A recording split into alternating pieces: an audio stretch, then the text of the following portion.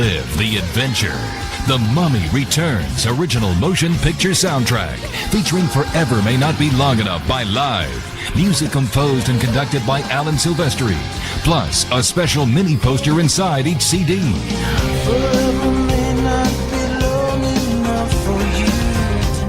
The Mummy Returns. Soundtrack in stores now.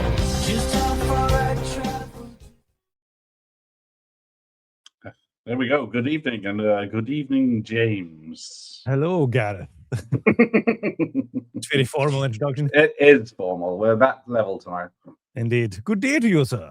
Oh, how do you do? Good day, I said. Good day. Yeah, that's enough of that pitch. Yes, we're talking about Alan Silvestri. With a credit of over 100 films, Silvestri has composed some of the most recognizable and beloved themes in movie history. His efforts have recognized by 2 Oscar nominations, 2 Golden Globe nominations, 3 Grammy Awards, 2 Emmy Awards, and numerous Film Music Critics Awards, Saturn Awards, and Hollywood Music in Media Awards. Here we go. And he did Back to the Future theme. And he did that too. I'm representing. What about you? Son of a bitch. I got my Forrest Gump soundtrack, 2 CDs and not 1 piece of his music, I don't believe. So, let's say hello to everyone. Josh is here. Yes, I did figure out how to do a poll, but I can't see it myself. So, I have to be on the YouTube channel to see it. So, let me bring that up. And we'll see how that gets going. I'll maybe see if I can bring it up at my end. Who am I? But yes, there we go. So live on 5. Who am I? And the volume is up. And I Yes, can't see. I can see the poll. Great. Can't see it on my own channel. What does it say? So, in joint last place is Avengers and Forrest Gump with 0% of the vote. In second place with 42% of the vote is Back to the Future. And then in first place with 58% of the vote is Excellent. as it should be, because that's actually what I voted for on the poll as well. So there is a poll. We'll keep checking it every so often, see if it changes. But good evening, Skatska. Welcome. Good evening, Tom. Definitely underrated, is he? Well, we'll find out. Puggles here. He couldn't vote for Flight Navigator. You should be hearing from my team of lawyers. I'm only allowed 4 options. And I went for the 4 nearest ones. Hello, Ian. Yes, he did do Flight Navigator. We'll get to that. Don't have the Forrest Gump score album. No, I don't. I'm very depressed. I don't think I got any of his soundtracks. Which is...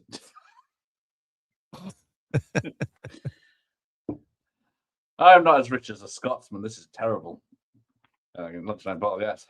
It's not a question of riches, it's a question of priorities. Do you really need food that month when you can buy lots of that it? is true. I will put that to the wife. Nothing wrong with living off of pot noodles and water. Water ain't even cheap anymore. If that means you can buy lots of shit. Good evening, Bazooks. Yes, he's growing his hair out, so he's becoming a bit of a Unabomber, I was going to say, but yeah, we'll go with Kenny Loggins. I'm going to take Kenny Loggins over the Unabomber. Thank you. Yes, it's still quite cold up here in Scotland, so the extra hair keeps me warm. Oh, there you go. As does the lovely old man cardigan. And Scottish don't pay for the heating anyway, and they can spend it on vinyls. Exactly. I mean, the vinyl crowd will come after you because the plural of vinyl is vinyl. That is a good point. Any vote which isn't for Predator is void, apparently, for Michael Myers. Michael Myers speaks the truth. But yes, is it Predator or Predator 2? He did both, so we'll see about that. I mean, the Predator 2 score is like 80% the same as Predator 1, so, you know. Good evening, Sasha Fred. Alan Silvestri wrote the score and music for Super Mario Brothers. There you go. He did, but it's not. Is it even available on CD? I know they released a music, like a songs album, but I don't know if they've ever released a score. They always the tricksters, aren't they? Because you had that Roxette song, Almost Unreal, which was heavily used in the movie and in the marketing. And side quest tangent random here. Did everyone No, that song by Roxette, Almost Unreal, wasn't originally written for the Super Mario Brothers movie. It was, in fact, originally written for, do you know, Gareth? Nope. Hocus Pocus. Oh dear.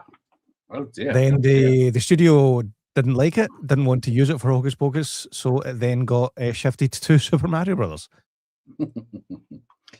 So, There's your random trivia for the Super Mario Brothers movie on the Alan Silvestri live stream. This is the only thing, isn't it? Right. So we'll talk about him in a little bit when I finish the chat. But he did start off in TV. He did was it the German Gang was a movie in 1972. He did. Then he did Las Vegas Lady, Let My Puppets Come, which I'm not too sure about. There's no pictures for that, so I can't tell what type of film that is. Tiger Man, where he spelled his name with a Y instead of S-I. I did not know that. Then there's The Amazing Doberman, so that's a sequel. Then The Fifth Floor, Starsky and Hutch, 3 episodes. Chips, 76 episodes. TJ Hooker, 1 episode.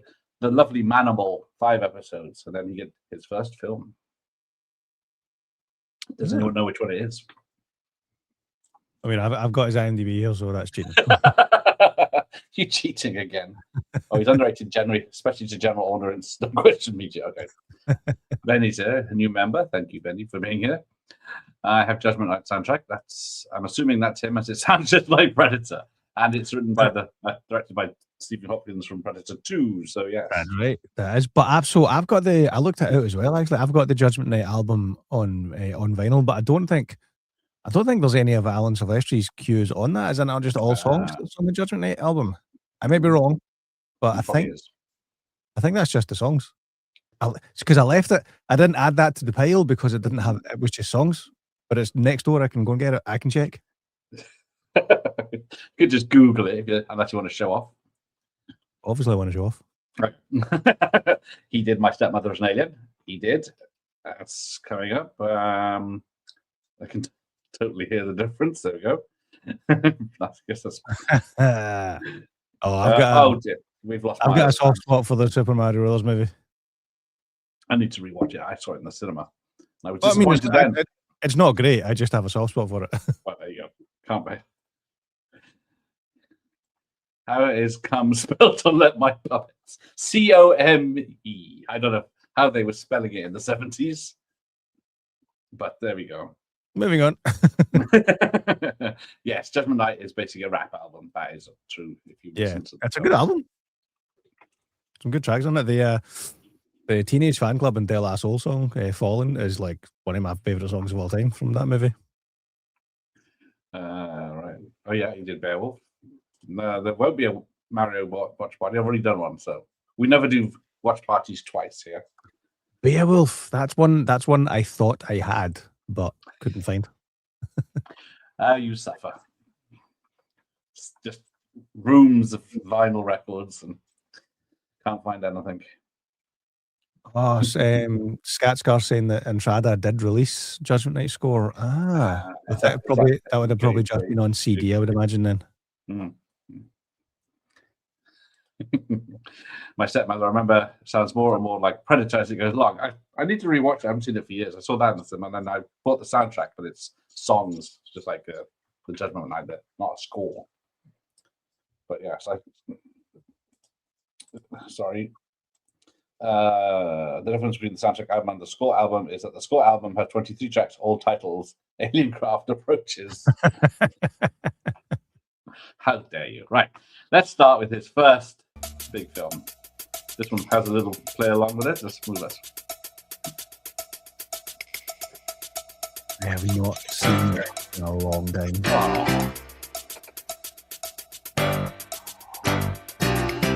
Is that the one at the end?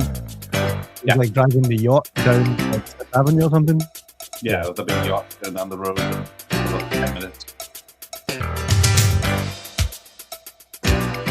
Goes on like this for a bit. That's what he's talking about.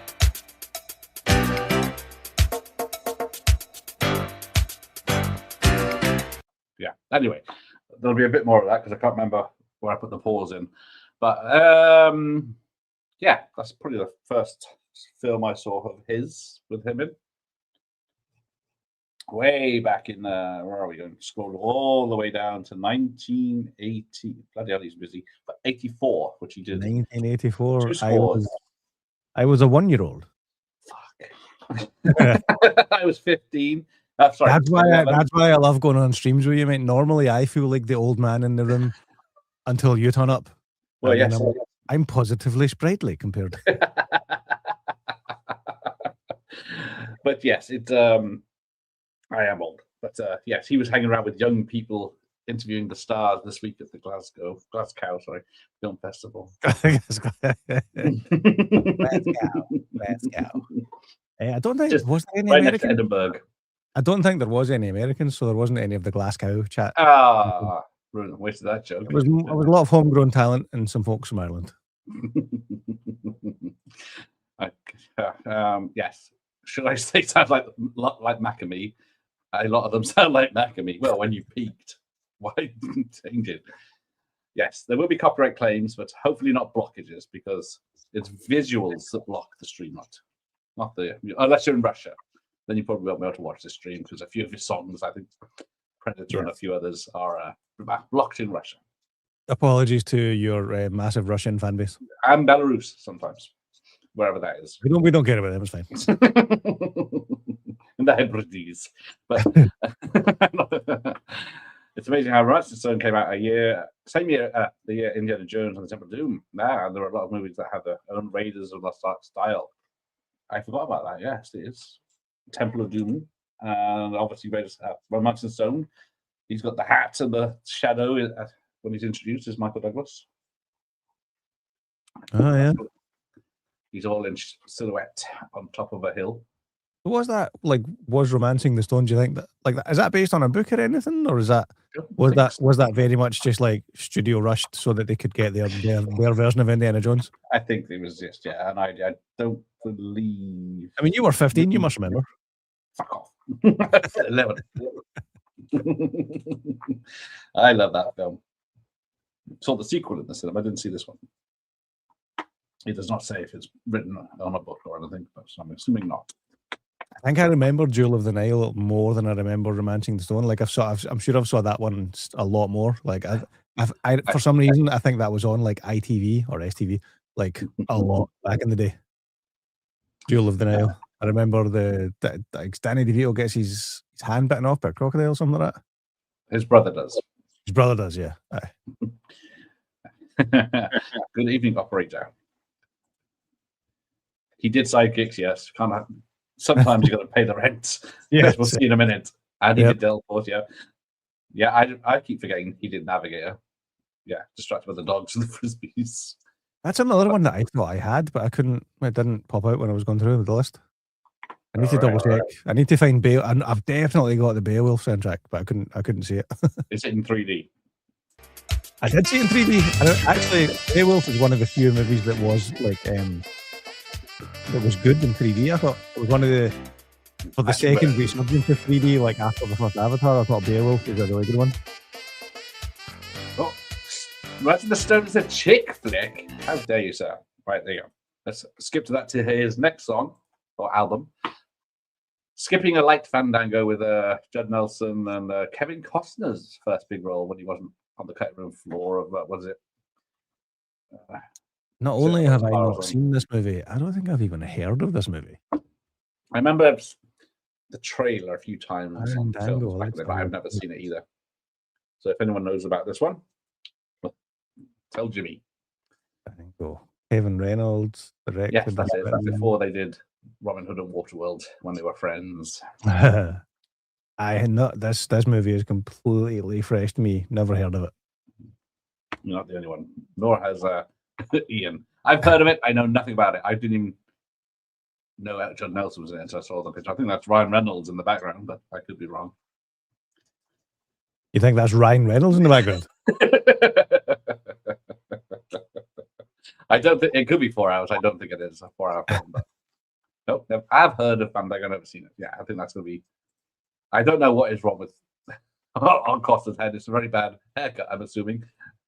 It clocks in at a crisp 1 hour and 31 minutes, according to IMDb. There you go. All right, let's skip over to one people have actually heard of, but Yes. decided, oh, did he do that?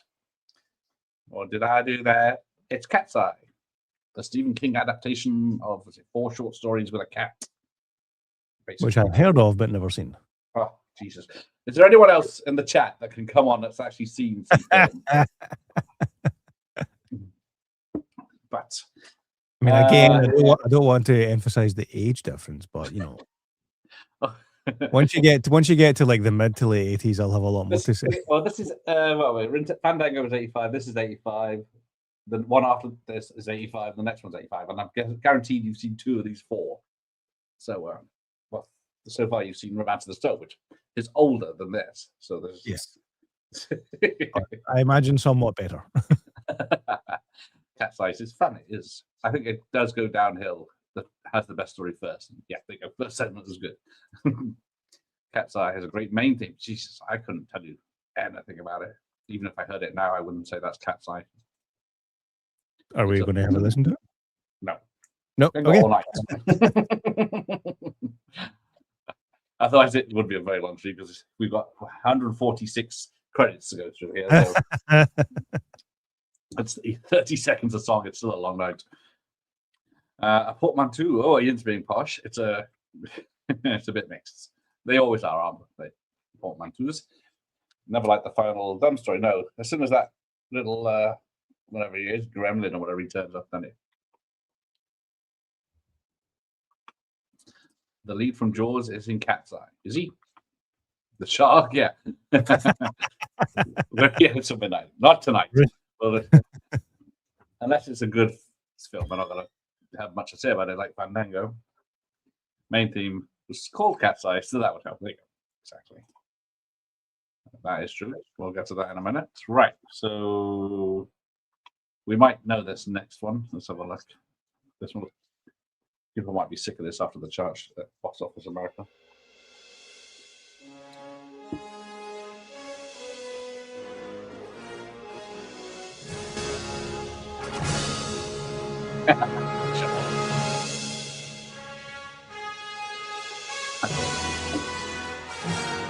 Who did that? Oh, did that Drew Jam as well, or someone else? I think it is Drew. Yeah. They on the.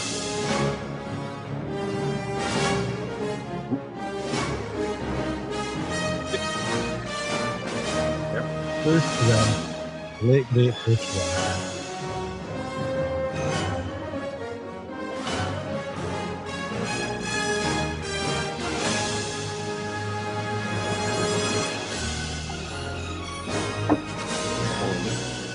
How do they do that? I guess they just squish big lumps and combine all together.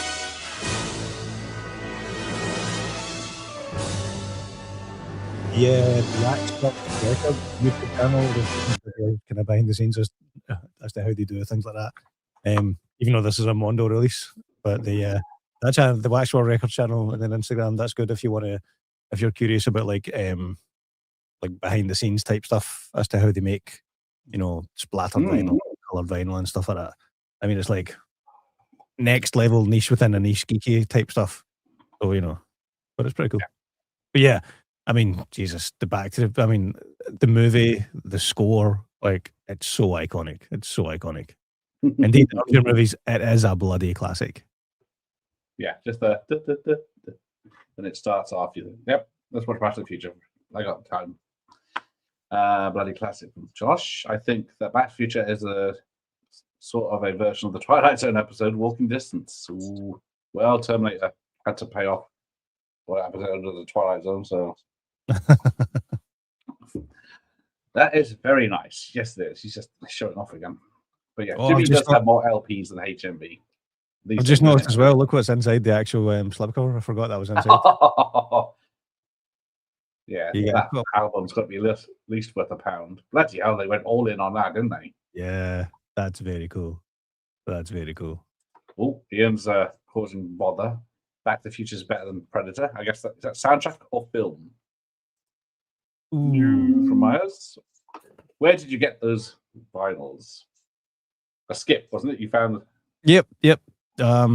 I mean, they're bought from all over. The older ones, anything that's not been released in the past 5 years, it's been like they're all second hand. So it's eBay or Facebook Marketplace or Vinted. Yeah, so yeah, one of the darkest histories about Back to the Future is the time machine was going to be a refrigerator. Yes, and then they thought kids might get in fridges and die, which does happen, unfortunately. Hang on, back up. What? Well, I explain this one to me. Kids die in fridges. In the old type, the chest freezers that slam down and then a bugger to lift. Kids have been trapped in them and perished. What am I missing about the connection with Back to the Future? Originally, it was going to be a refrigerator as the time machine. Oh, okay, right. And then they nuked it in Indiana Jones instead.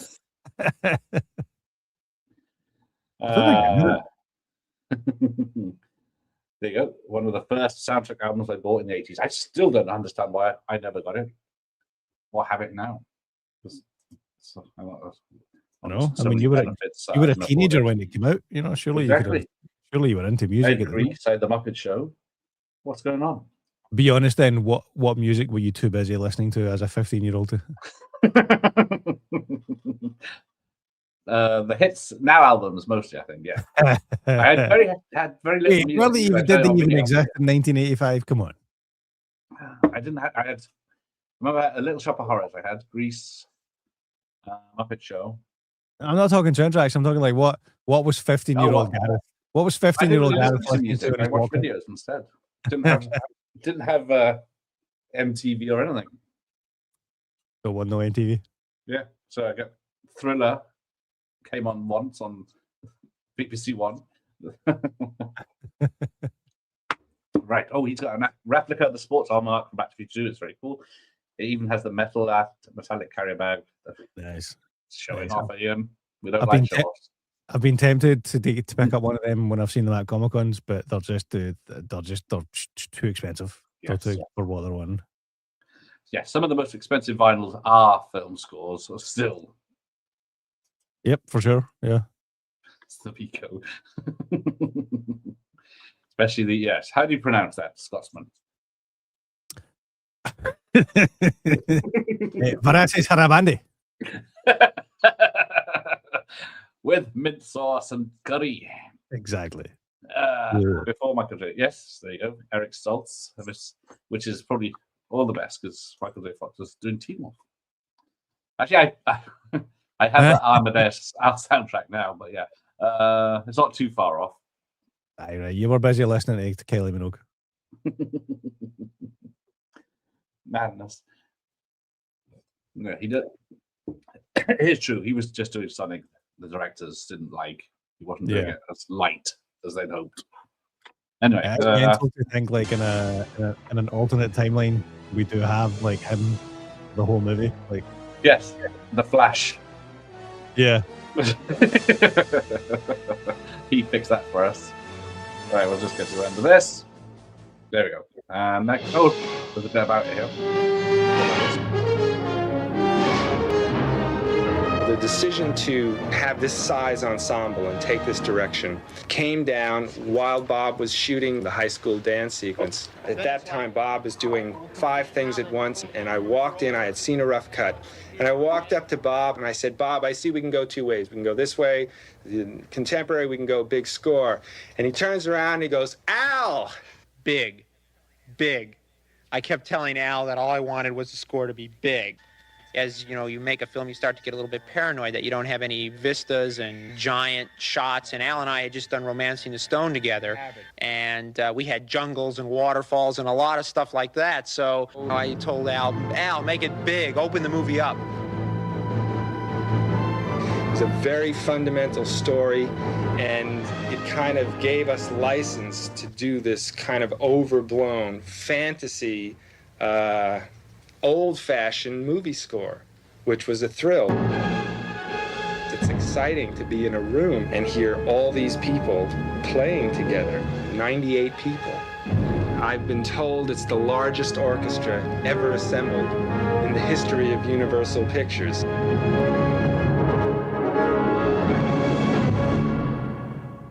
There you go. And then he did Summer Rental. Yes, that well-known movie. Hey, you. I don't think it got much of a release in the UK, to be fair. Yeah. That's Is it what I worth? meant. I don't know. Is it on your list later on to talk about the Back to the Future musical at all? No. Doesn't Then we count. should talk about it just now. You want it? I haven't seen it. Ah, for fuck's sake.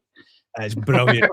It is phenomenal. The Back to the Future musical. It is so goddamn good. I saw it twice now. Son of a bitch. They actually, on like in the promo material for it, they talked about how when they first approached like Bob Zemeckis and Alan Silvestri about making the musical, and they got their blessing, and they got to go ahead to do it. They quickly realized they actually needed more music.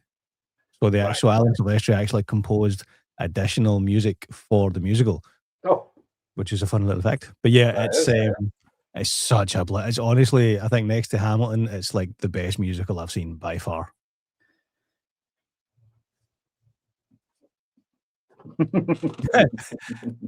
Thanks for your contribution, Gareth. Appreciate that. Yep. I'll wait till the VHS is released.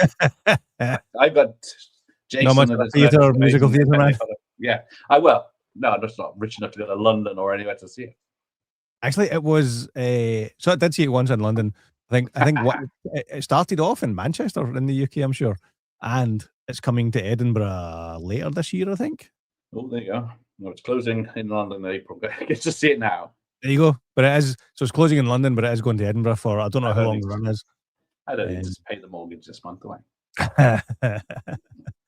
Honestly, like the show, the way they have the DeLorean and the practical effects and the projection screens, and just like, it's magical. Pure magic. Just rubbing it in now.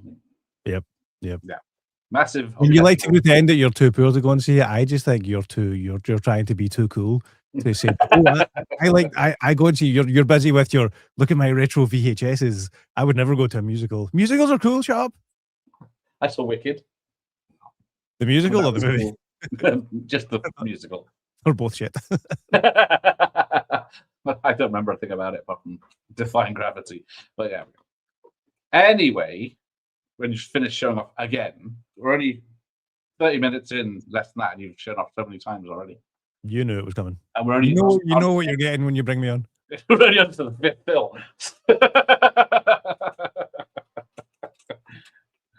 Yeah, there you go. Philip Glass. Oh yes, I'll be doing a Philip Glass. I love Philip Glass. Yes, Philip Glass is a good one. Yeah. Is there a Predator musical? Probably. There is on YouTube. I don't. You must have seen that. The Dancing Predators from Predator 2.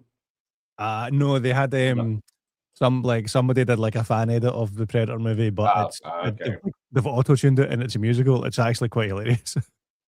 Deal. Wrote some music for the live to picture concerts for the film. And scored the music for a few episodes of Tales of the Crypt. I think I left out TV because we've got so much to carry on with, and we're still on the summer rental.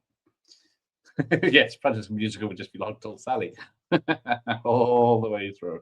Right, we'll skip summer rental. No one's seen it apart from me, and I can't remember the music. Oh, Clan of the Cave Bear, really? Have you got that album? Nope. Wait. Okay. Why does that image look familiar though? I've never heard of that, but I've the title Clan of the Cave Bear. I've never heard of that, but I know that poster. I know that image. It might be. Was it a different title in the UK? Maybe. I don't think so. I remember it's Clan of the Cave Bear. I've never seen it myself. That is Daryl Hannah, but. Oh, do you know what it is? No, I'm thinking it's Blade Runner. She does wear black eye makeup in that, and it is her. So I can see that. That's what I'm thinking. Okay, not Blade Runner. Not Blade Runner. No. All right. Nope, it's not Blade Runner. No. Okay. Clan of the Cave. Any good? Have you seen it? Nope. I set in the cave times. That's all I know. Fabulous. Well, I'm sure your work on that, Alan, is great, but we've not seen it. He has Clan of the Cave Bear. As usual, he's never watched it. Some of his newer stuff. Oh, I haven't seen that. Well, we'll get to that in a minute. You've reviewed it, haven't you? But we'll get to that in a minute. I'm Sally for 2 hours, just on that fucking loop. I'd rather do that than watch Wicked again. That's why physical is the best way to. Yeah, it could be the greatest movie of the 80s, and no one's seen it. Just to collect, yes. Physical media is the best.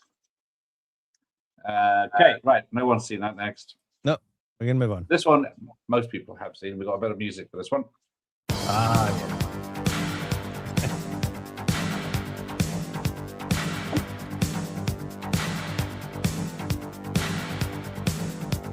I think I actually do have that album, but it's as I was going through the record, I was looking at one that I knew were Alan Silvestri. So I've obviously missed a few because in my memory I think this movie. Sounds like Zimmer's going for gold.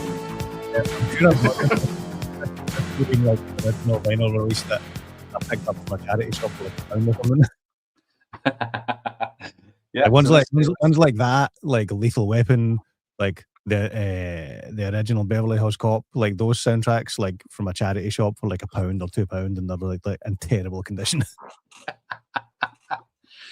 Ian's never seen any of them. Another classic, but it's too long. Yes, they could cut out an hour of that easily. So yeah, that's like that movie ends, and then another movie starts for like 40 minutes. But yeah, Delta Force, his second of 6 soundtracks or scores, I don't know what we're calling them, for 86. And it's a classic. But very action oriented and hero music.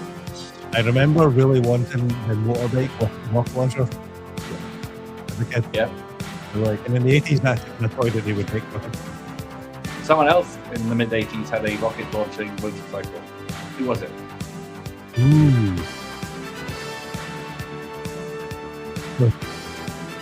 There you go.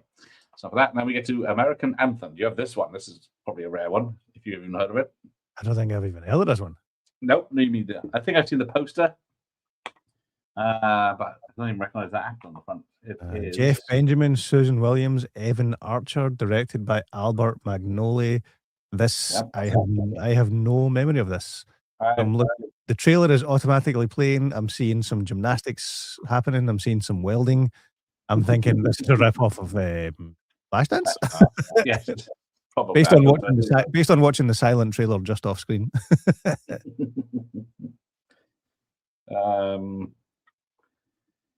Yes, they do play that theme a lot in Delta Force. So the blurb, Steve has given up on football and gymnastics after breaking an arm. Julie comes to town to train for the US Gymnastics Championship, the first step to the Olympics. They meet and she motivates him to return to the gym. That sounds like a pish movie. Yes. He did, after this, he did an Amazing Stories TV movie, but I didn't include that, but I think I did include this next one. Someone might know this next one. Yes. Frisbee's at the ready. This is one of those movies where I'm afraid to rewatch it. Like, as an adult, I'm thinking, is that one of those movies that should just stay in Oh, no, it's still good. It's in my memory, it's great. But I've broke my own heart a couple times by watching like what I thought were amazing movies. I rewatched it again as an adult, and you come to the realization, yeah, that did not age very well. Yes, it's there in the show because it's going so fast. Push back. He's zooming in on the chair. That's what I like. Oh, gosh, that's the donkeys.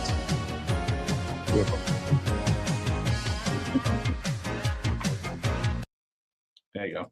Oh well, I missed that one, but yeah. But yeah, a bit of a synth thing going on that one.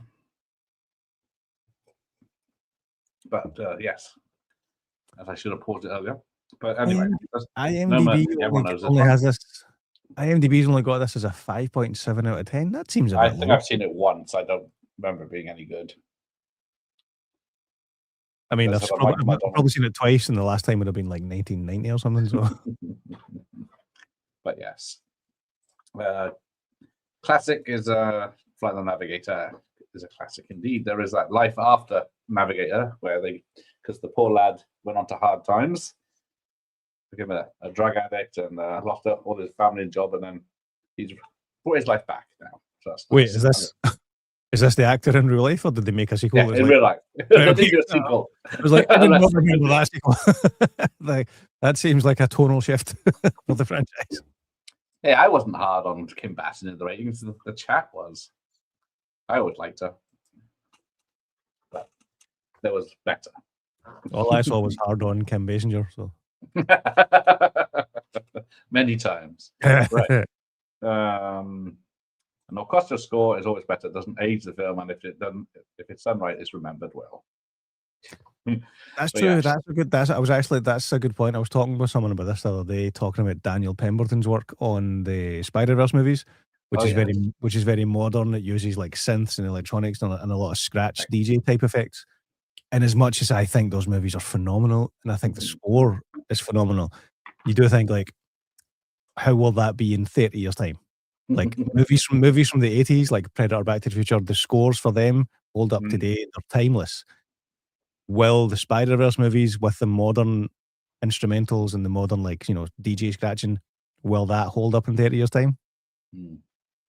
It will be forgotten quite soon if they don't crack on with a third one. Well, in 30 years' time, when you're 90 and I'm 60, we can do that. When we plug into the Matrix to watch it. But yes, I don't think anyone knows No Mercy. Yes, lots of swan work, and that's what I think I'd remember from it. I vaguely remember the movie. I have no memory of the score whatsoever. But yeah, it does have Michael McDonald. Oh, there you go. The UK release of the No Mercy soundtrack had to leave off the Michael Bolton's end credits song. Is that a blessing? I don't know. But next, one of my favorite comedies of the 80s, and no one else's. Richard Pryor pretending to be a doctor in critical condition. I have never heard of this movie. It starts off One Flew Over the Cuckoo's Nest, where he's like a con man and he gets sent to prison, but then he pretends to be mad, but then he gets sent to the mental hospital, but then it's on an island with a normal hospital for some fucking reason, and then there's a massive storm and the bridge is out and the doctor doesn't turn up who's supposed to be doing the emergency shifts, and he accidentally gets pretending to be the doctor, and then hilarity ensues. I've just saw it's directed by Michael Apted. I would not have guessed that. Yeah. Like the guy who I think most people would think it's okay, but I watched it on rental back in the day and I loved it. But yeah, that's kind of blowing my mind a little bit. There's a Richard Pryor 80s comedy that I never heard of, and it's directed by Michael Apted. Well, have you seen Moving with Richard Pryor? Where's my Moving? Nope, never heard of that one either. Yeah, well, that's even the less than that one, I think. If I can find it. Who put the lighting up in this fucking place? I can't see anything.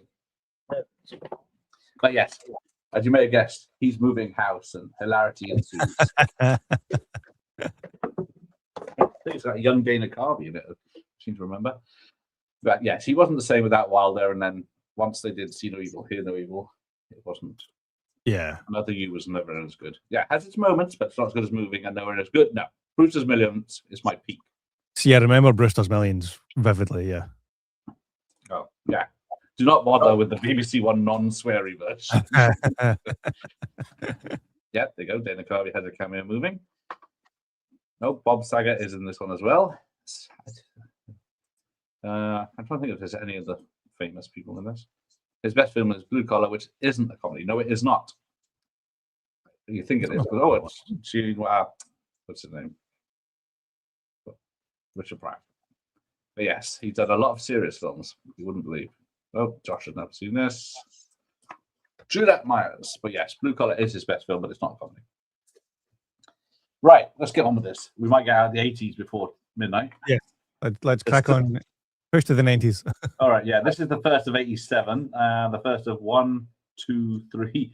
Yeah, so only 4 scores in 87. The second one being another comedy.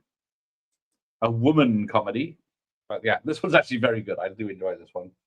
Bette Midler. I like the extra stank you put on that there, the woman comedy. Almost like, Who do you said have women some can't be funny? That's what deep-rooted personal issues you want to share with us about women comedy?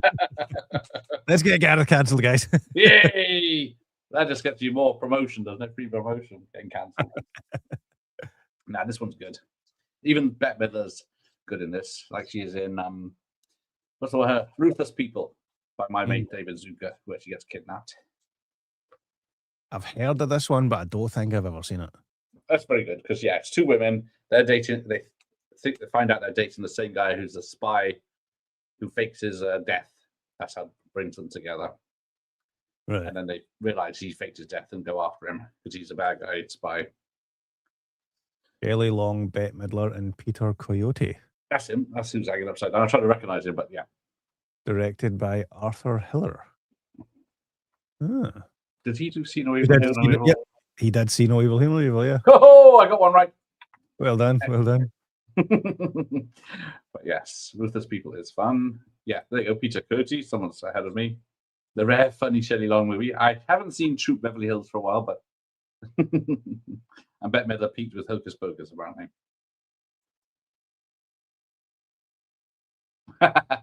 Oh dear, a horrible scene in that position. Right, moving on. We're in '87. What was Alan Silvestri composing in 1987? Do you have any ideas? I mean, it might be one of the greatest movies of all time. It is. It's Overboard.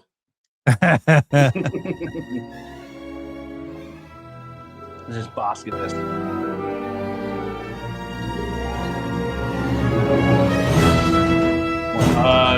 Final.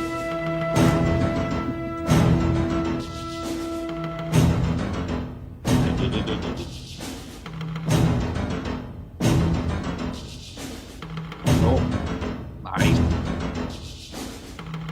I got the lobby card of that. Nice. And then I believe the actual record. 2 albums. Red for Blood Green. Which is pretty cool, to say the least. Yes, that is true. My mate, Bill Duke. Yeah, that was a good one. I literally just caught the tail end of that when you were doing that one. Who said they've never seen this movie? No, I think that was the other one, Outrageous Fortune. Oh, okay. The last comment to stick around. Yeah, nothing but bloody Predator quotes now. Number 1 favorite Arnold Schwarzenegger movie of all time. Get to the chopper. Now, he's showing off the vinyl, but he hasn't got the original retail VHS. Stuck on that. As much as I love Predator and it is a top 10 movie, I think I would have to put Terminator 2 above it. Like they're both in the top 10. But if I was to say what's my favorite Arnie movie, it would be a close call between Predator and Terminator 2. But I just realized I forgot to put the camera back to me. It'd be a close call between. Just got your crotch for 10 minutes. Exactly. Yes. Got to get you some subs somehow, mate.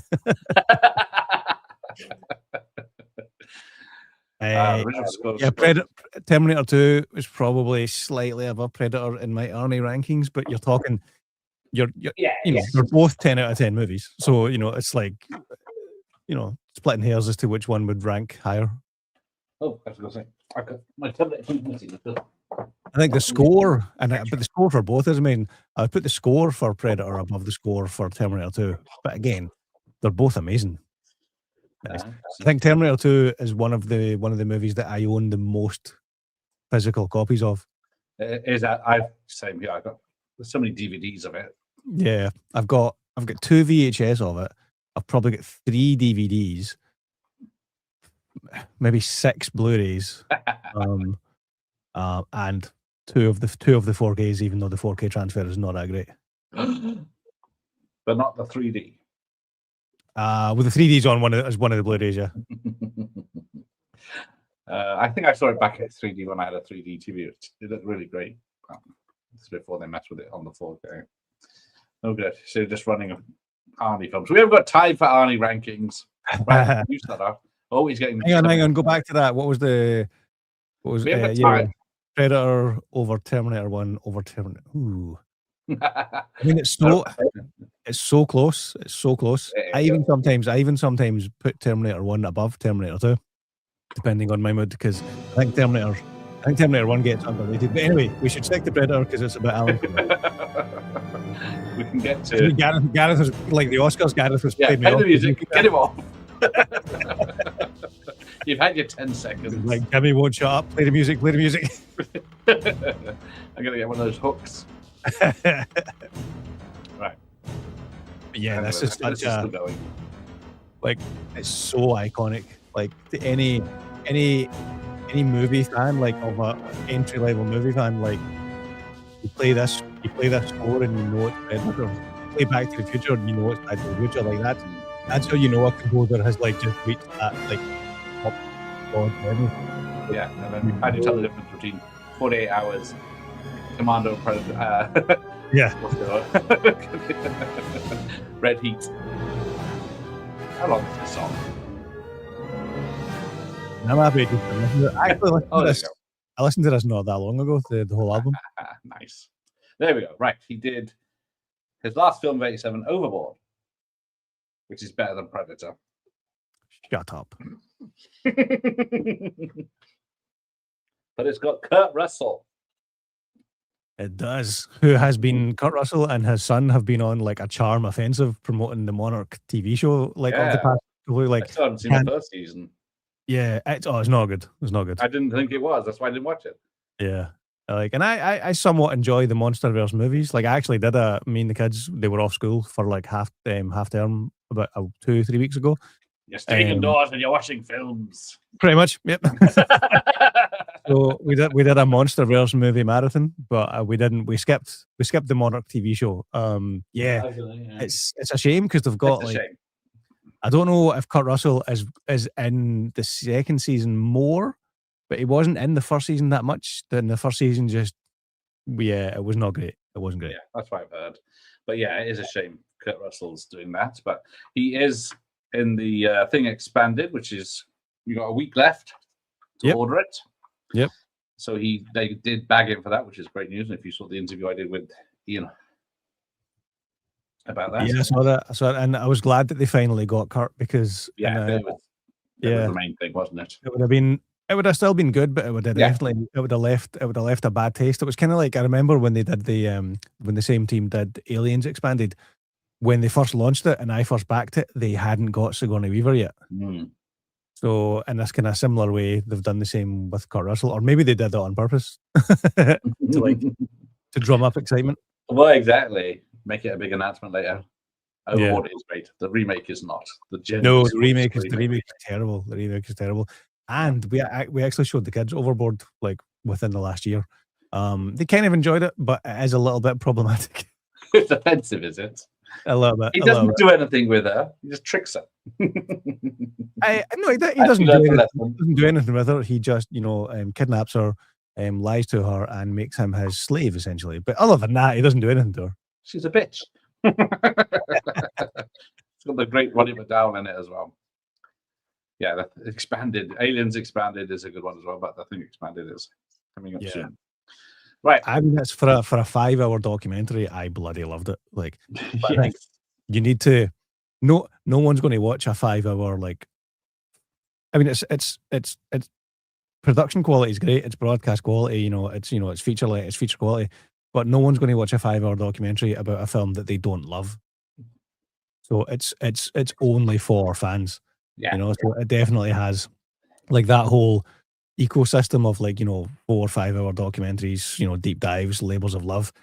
There's a ceiling as to how far they'll reach because no one's going to sit and watch 5 hours unless they absolutely love it. I think they actually did. I'm sure they did a 2-hour cut of the kind of test screened a 2-hour cut of the Aliens one to see if that would be something that they might want to release. But I don't think it went anywhere because the 5-hour cut had been in it for so long. And again, it's a documentary about a movie from 30 years ago. So you're not going to reach a new audience. Your audience already loves the movie. Yeah. So I think they're doing a Terminator 1 and 2, but as a 2-parter. but with the same Ooh, nice. Has that been confirmed, or have you just let out something? No, that's what he told me they're thinking of. Thinking of. Yeah, I mean the Terminator movies, Terminator 1 at least, that seems like the logical next one to do, I would say. Yeah. Like not those guys, but a different documentary team already did a similar thing with RoboCop, which was pretty good. But they very much leaned into the episodic nature of, so it was still 4 or 5 hours, but it was very much 4 or 5 1-hour episodes as opposed to a 4-hour document, as opposed to one 4-hour cut. Right. We've still got we're still in the 80s. I thought it was 89, but no, it's 88. It's got 4 credits in 88. The first one we got a bit of music for.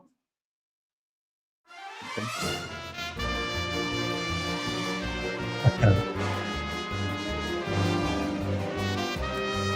Very good period piece.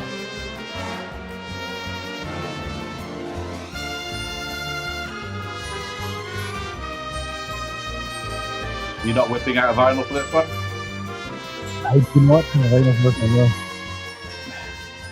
No, it's funny Steve played that with graphic. I'm not sure I would have been able to pick that up as Who Framed Roger Rabbit. Yeah. Right. Anyway, yes, Roger Rabbit. This is his third with Zemeckis. He pretty much does all of Zemeckis' music after, Romance in the Stone. But yeah. That's not one I would instantly pick out of a lineup. Yes, but it's obviously he was testing the waters with this one and then peaked with the next one. I'll do that running. Yeah, Roger Rabbit is a true favourite. They will never make a film like that again. Yes. As much as this queue, I probably would pick up as the same Roger Rabbit. Yeah, of course you would. That's probably that Chester Rabbit, isn't it? Yes, quite. If it's under the Disney banner, it's a Touchstone Pictures, I guess. Yeah, my favourite Disney film probably now.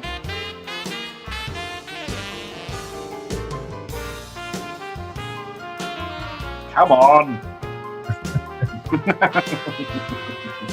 Can't skip it. But then I won't know when it's ended. Just had like 70s ball, yes.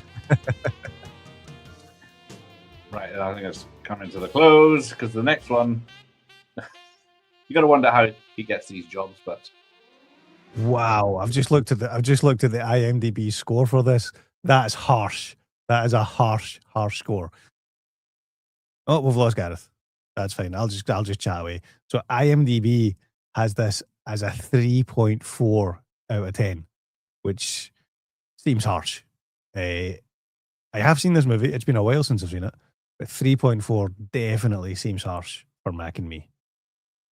I'm not really sure how much more time I can fill talking about Mac and Me until Gareth comes back on. So we can hear you, but we can't. We can see you, but we can't hear you, and it's the side camera. If you turn to your left, that's the camera that you're on. And he's away again. But I'll go back to not talking about Mac and Me, the ripoff of E.T., which was funded by McDonald's, I want to say. But yeah, 3.4 on IMDb. That seems harsh. Let's see what the blurb actually has it as described. So there's a very simple blurb on IMDb. An alien trying to escape from NASA is befriended by a wheelchair-bound boy. That's it. Just a single line on IMDb. Directed by Stuart Raffle. Written by Stuart Raffle and Steve Feke. Oh, that's an interesting one to say. Steve Feke? F-E-K-E. Stars Christine Ebersole, Jonathan Ward, and Jade Calgary.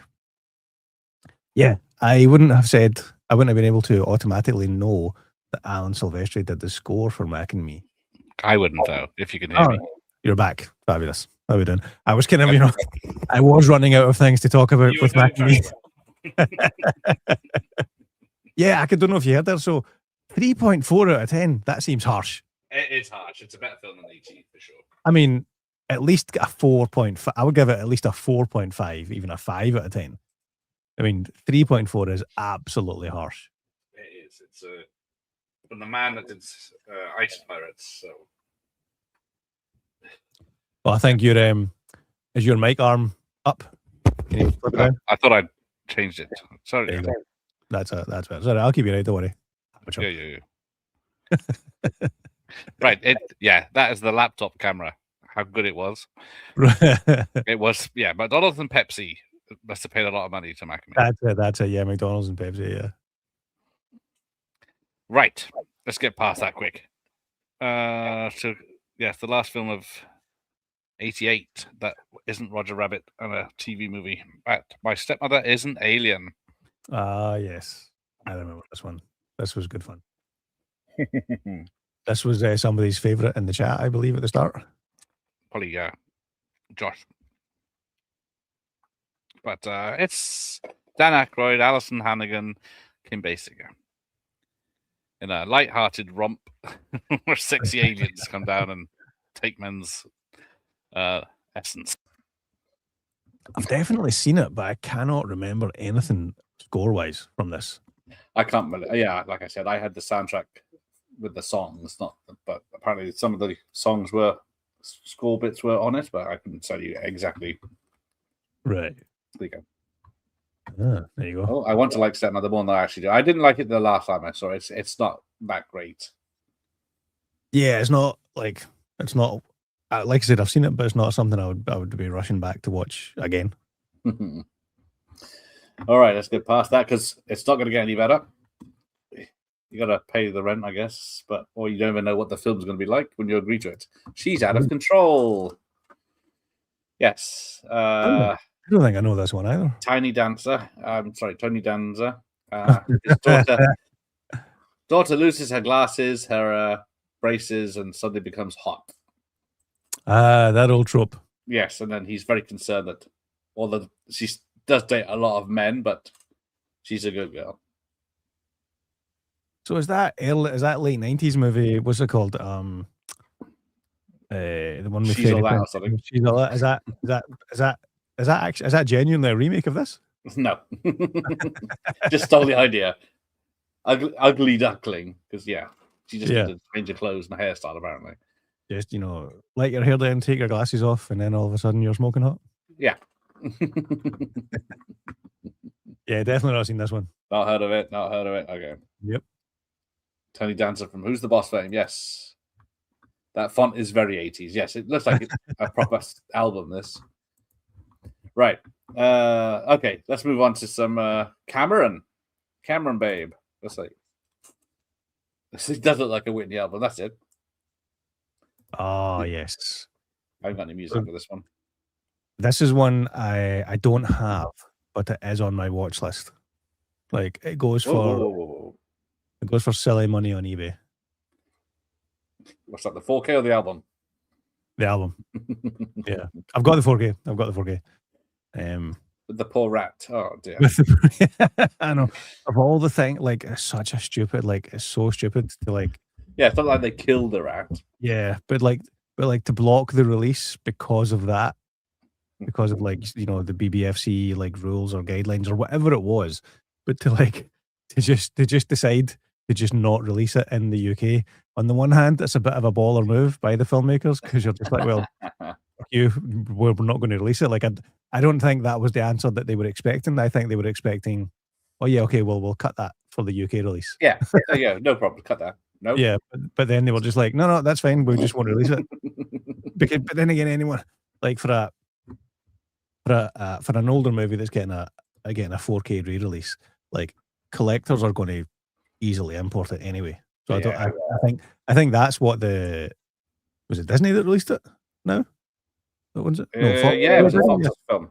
Yeah, I think Disney were like, well, people in the UK who want to buy it, they'll just buy the American version. So that's fine. I don't think they were losing out financially that much by not having it on the shelf in HMV. Definitely not. Yeah, they didn't notice the difference. Yeah, this is 7.5. That's got on IMDb. I would up it to 8, but I'll take 7.5. I've never been the biggest fan of it, even with the director's cut. It's a technically Marvel, but yeah, It's one of the few movies where I actually kind of prefer the theatrical cut. Yeah. Like the tsunami subplot and whatnot. I think I think it's maybe because I saw the theatrical cut like so many times before I saw the director's cut. It does stick with you, but it's no the back the mustard for sure. Yeah, I remember watching the director's cut for the first time, and just specifically the whole like tidal wave tsunami thing. It just felt like a different movie. Yeah, one of the few ones where I think I prefer the theatrical cut. And on that bombshell, laser discs. That's like the only physical media format I don't think I ever collected at all. And I collected movies on PSP UMD. Yeah, I'd watch Aliens if I was going to watch. Thinking about watching The Abyss. Yeah, the Aliens director's cut or special edition cut. That's the one. That's the go-to one. But I think, there's few movies. I think Alien is another one.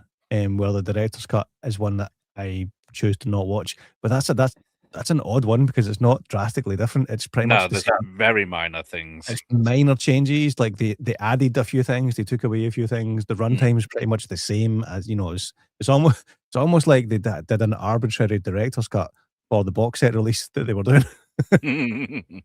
I think so. Yeah. Zip it, Josh. We don't talk about Laserdisc. Yeah. No one cares about Laserdisc. Oh, theatrical for T2 is better. The actual scenes are pretty cack. The people. You give them what they want, an extra director's cut, and then they complain. Yeah. I like the T2 director's cut apart from that kind of like happy ending epilogue scene. Oh, yes, of course, the age makeup.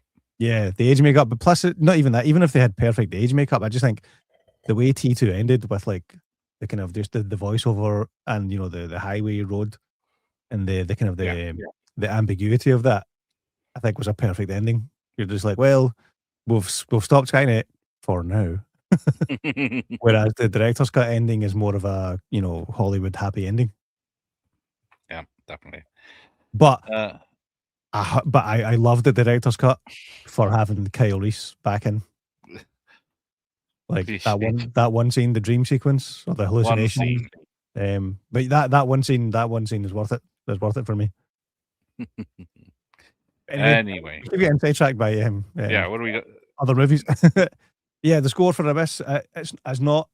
I don't think it's one of Alan Silvestri's instantly recognizable ones, but still a good score. Wouldn't be able to tell you. But then he did Back to the Future 2, of course. Are you showing off? About to, yes. This one I haven't even. This is a fairly recent edition. I haven't even opened it. It's still in the cellophane. Ooh. So I'm waiting. You hum it. I'm waiting until I pick up a copy of Back to the Future 3, and then I'll open them and do a showcase video.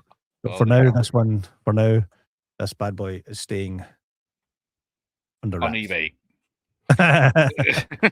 Well, you never know. Times are tough. We can turn this into a QVC ad for your vinyls if you want. Credit cards accepted.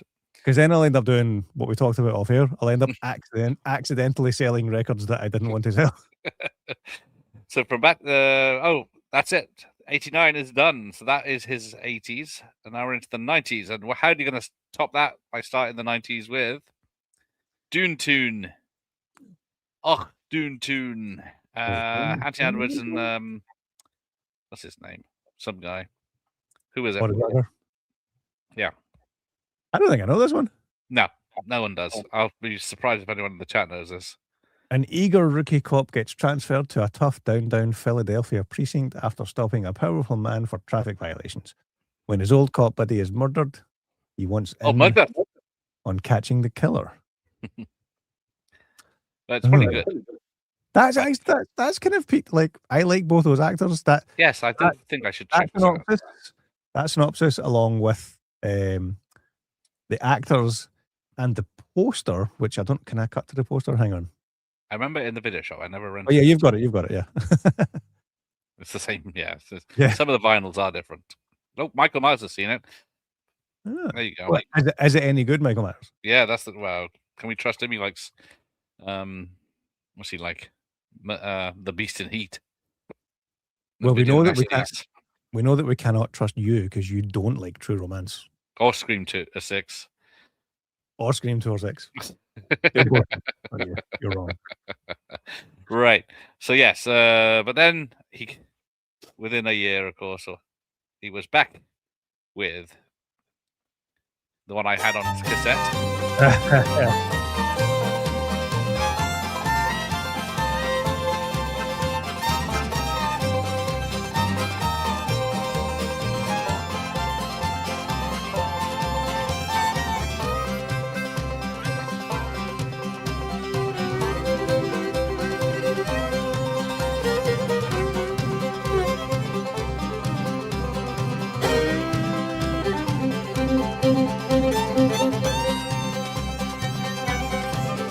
Yeah, you know.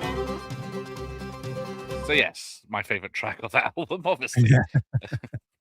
Yeah, this is I'm actually just as we're chatting, I'm quickly checking eBay to give you an idea of how much this goes for on eBay.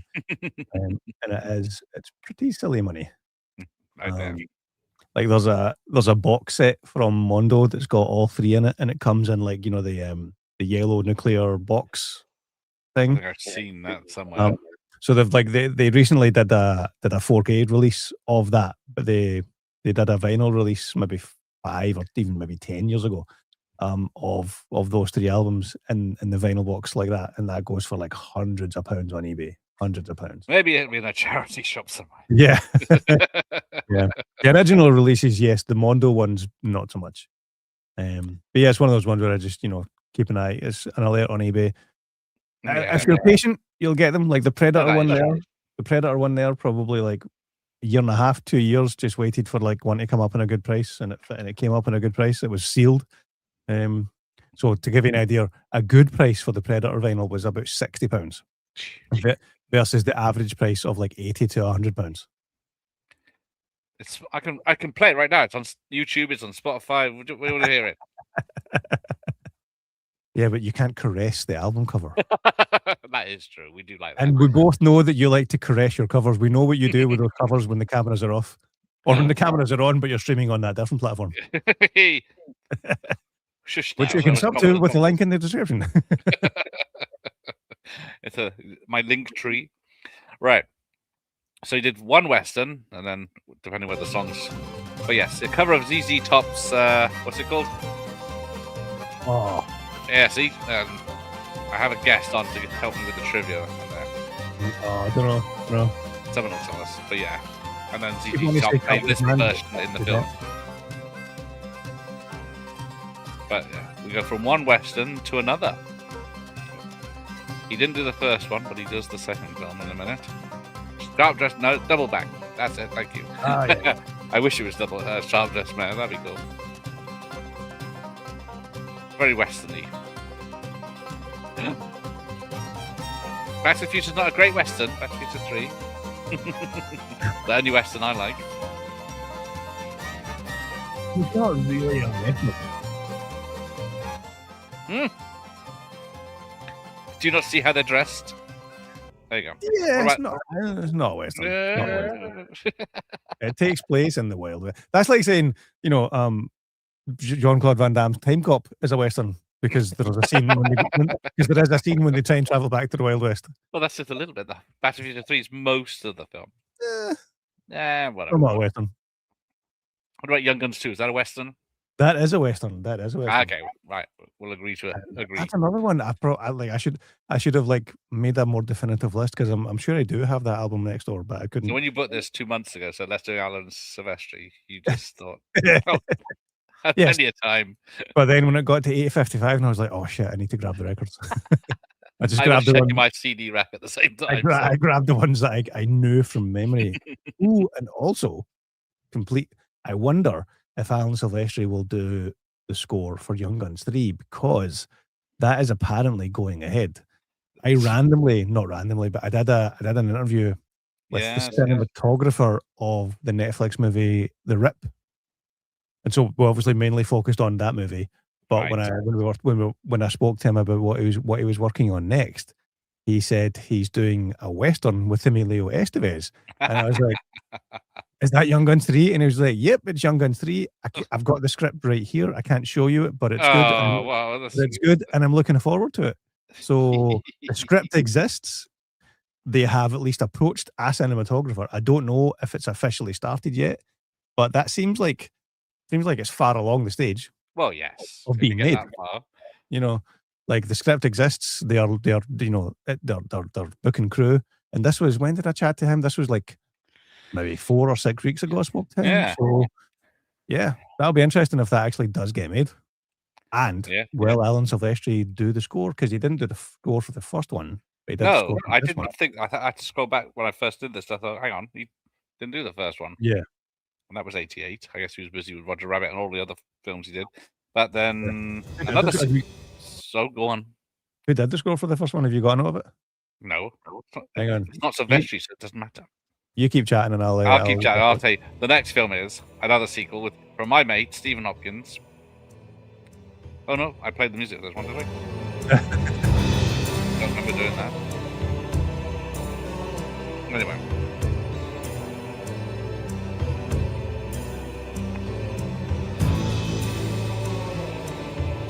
I think this is the right. It sounds westerny. No, I think that's the right one. Yeah. Yeah, it's an odd choice that I did this. Like, not quite Silvestri by Bon Jovi. He did a full album for it as well. That's the Bon Jovi album. It was really got much more focus on it than the score did. You know, both because it was a full album by Bon Jovi, but also because it was a full album by solo artist John Bon Jovi and not the band Bon Jovi. Now it's getting confusing. No, it isn't. There we go. So right, there's Predator 2. Go on, bring it out.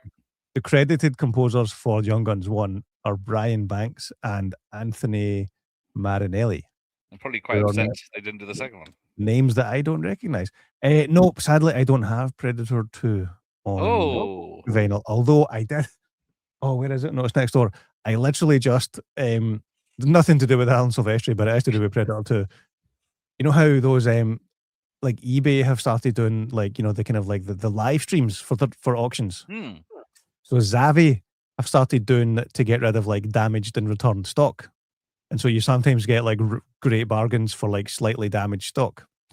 I took a punt on a damaged Eagle Moss statue of the City Hunter. And it was pretty damaged. It's one that's like the 6-inch figure standee, but it's like, and he's standing on like, you know, the rocks and whatnot. Oh yeah. But the feet were completely snapped off. So with some crazy glue and some Gorilla Glue, I managed to glue it back together, but it's quite fragile. So that's next door on the Predator Steelbook shelf. Which again, nothing to do with Alan Silvestri, but it is Predator 2 related. There you go. Signed VHS. I'll just Ooh, nice. Signed by the director? Yes. Nice. And Elm Street 5, I think. Which one is 5 again? The Baby. Ah, yeah. Oh, that's terrible. Oh, it's up the top. I can't reach it. Right. Anyway, so yeah, he didn't do any more Predators after this. He did a thriller for Wolfgang Petersen and Bob Hoskins. Another one I saw in the cinema. Anyone actually know this one? No, I can cheat because I see it on the list, but no, I don't know this one either. So we're into 91. You saw this in the cinema? Yeah. Wow. It's a thriller with Bob Hoskins. So yeah, of course, yeah. Bob Hoskins would have been quite marketable to the UK in the 80s, yeah. Yes, El Scorpio is ready. What is this? Okay. Sure, I saw it, don't remember anything about it. Ah, well, that's good. You won't remember the twist ending. But yeah, it's basically just a thriller. A very good one. 6.5, you see. Predator 2 only got 6.3. Wolfgang Petersen. So Greta Sarchi, Tom Berenger, Joanne Whalley-Kilmer, and a lot more. And Bob Hoskins is a pet store owner and part-time private detective. So there you go. That one. The trailer that's automatically playing on IMDb is kind of making it look like a bit of an erotic thriller. Well, the post in the background there does look a bit. There is the sex scenes are flashbacks. You don't see anything. I don't think. Well, I'm not interested. Okay. Next. You'd be more interested in Soap Dish. Another one. I saw this on VHS, but yes. Downey Jr., Elizabeth Shue, Sally Field, Kevin Kline, and Tits McGee. I can't think of a name right now.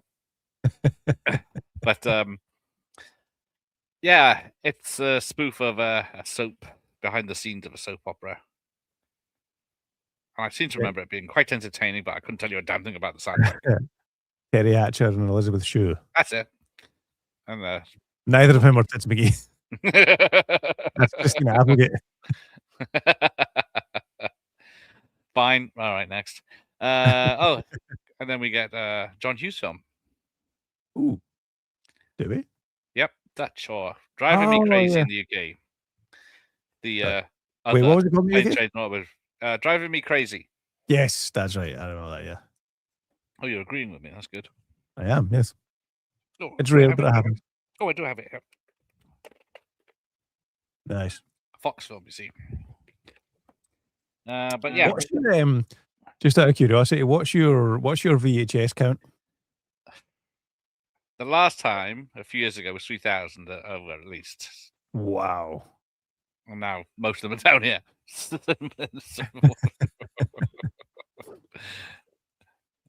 And they're not all great ones. They're not all predators.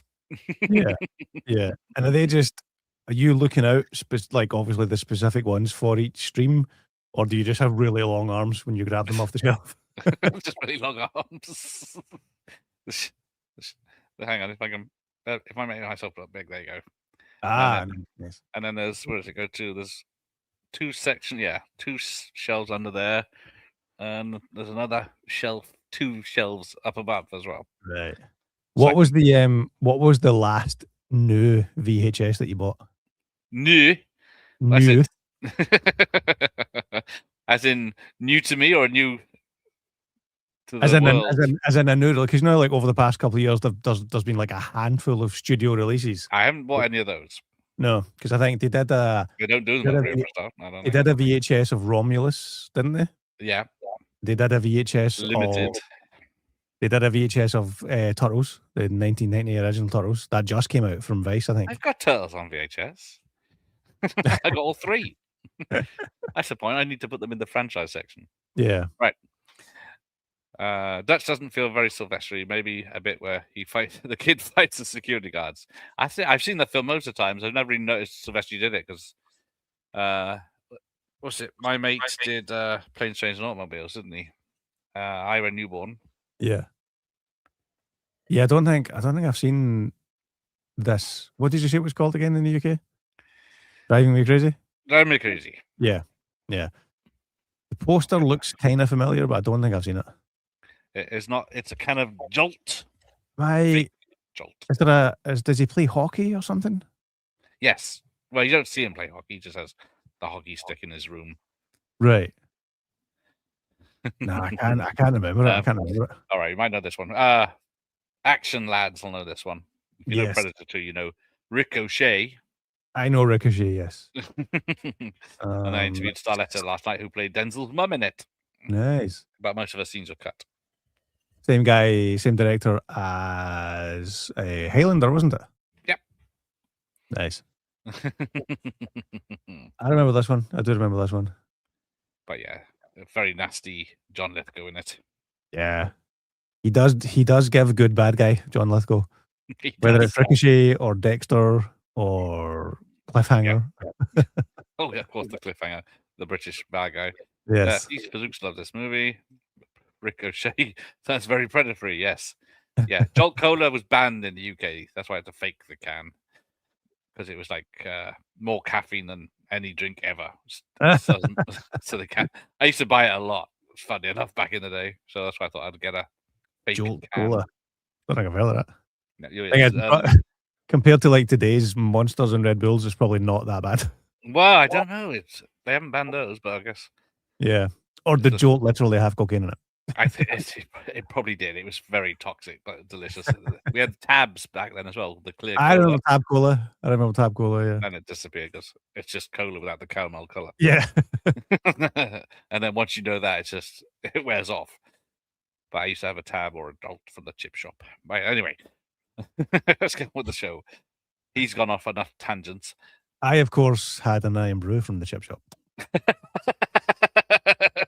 Deep fried Mars bar and Well, no, Scotch egg. that wasn't a thing when I was a kid. That just became a thing for tourists, like in the late 90s. That was, But when you were an actual kid in Scotland, it was either a sausage supper or a fish supper or lunchtime a roll and fritter,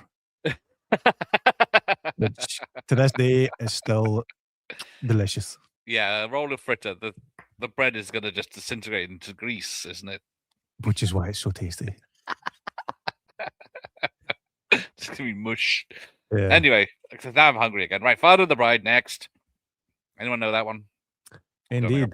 No, I know the film, but And I had a bit of a senior moment when I was scrolling through the IMDb because it says Father of the Bride 3.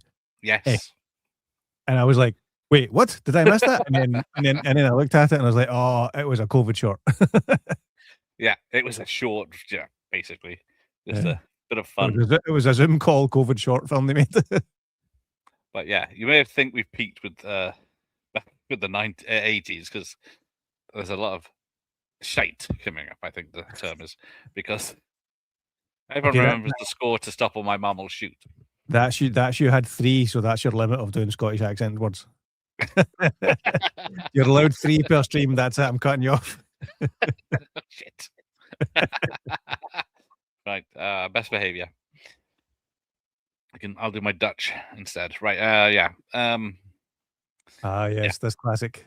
This classic that, I bet you can hum the theme tune too, so I'll skip that Nope. one. Nope. So we're into 92 now with Fern Gully, the Avatar film. I think I do remember The better seeing Avatar film. I think I remember seeing Stop or My Mum Will Shoot in the cinema. I saw it in the cinema too, but I wasn't going to admit to it. And Ricochet, and Father of the Bride, and Dutch. This was a time I was going a lot. Yeah, but you saw that train film back in 1908 in the cinema as well, did you not? It scared the fuck out of me. No, it's coming right for us. It's like I chose the wrong week to give up cocaine. It's like cocaine. Okay, next. People might know this Robert Zemeckis one. Ooh. Have you got a cue? Are you playing something from this? I don't think I am now. I couldn't. No, okay. I was going to say, I think that probably would be recognizable because it's all. I remember it being a little bit Danny Elfman-esque. The score, Right. So it was something a little different from Alan Silvestri. Oh, it's Alan, is it? All right. Indeed. Oh, did I tell you the story about Alan Silvestri in St Andrews?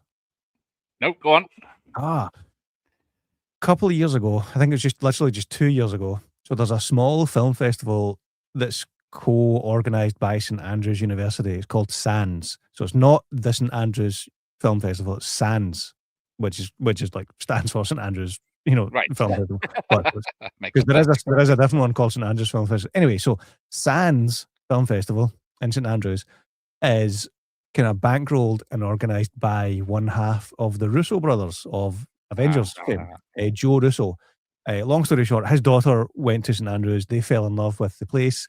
St Andrews has a small film and media, film school department type thing.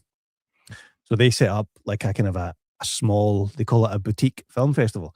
Last year, 2 years ago, the day after the film festival ended, because it's only one theatre there, that's only one screen, so it's not like they can show, it's not like Glasgow or Edinburgh where they show 150 movies.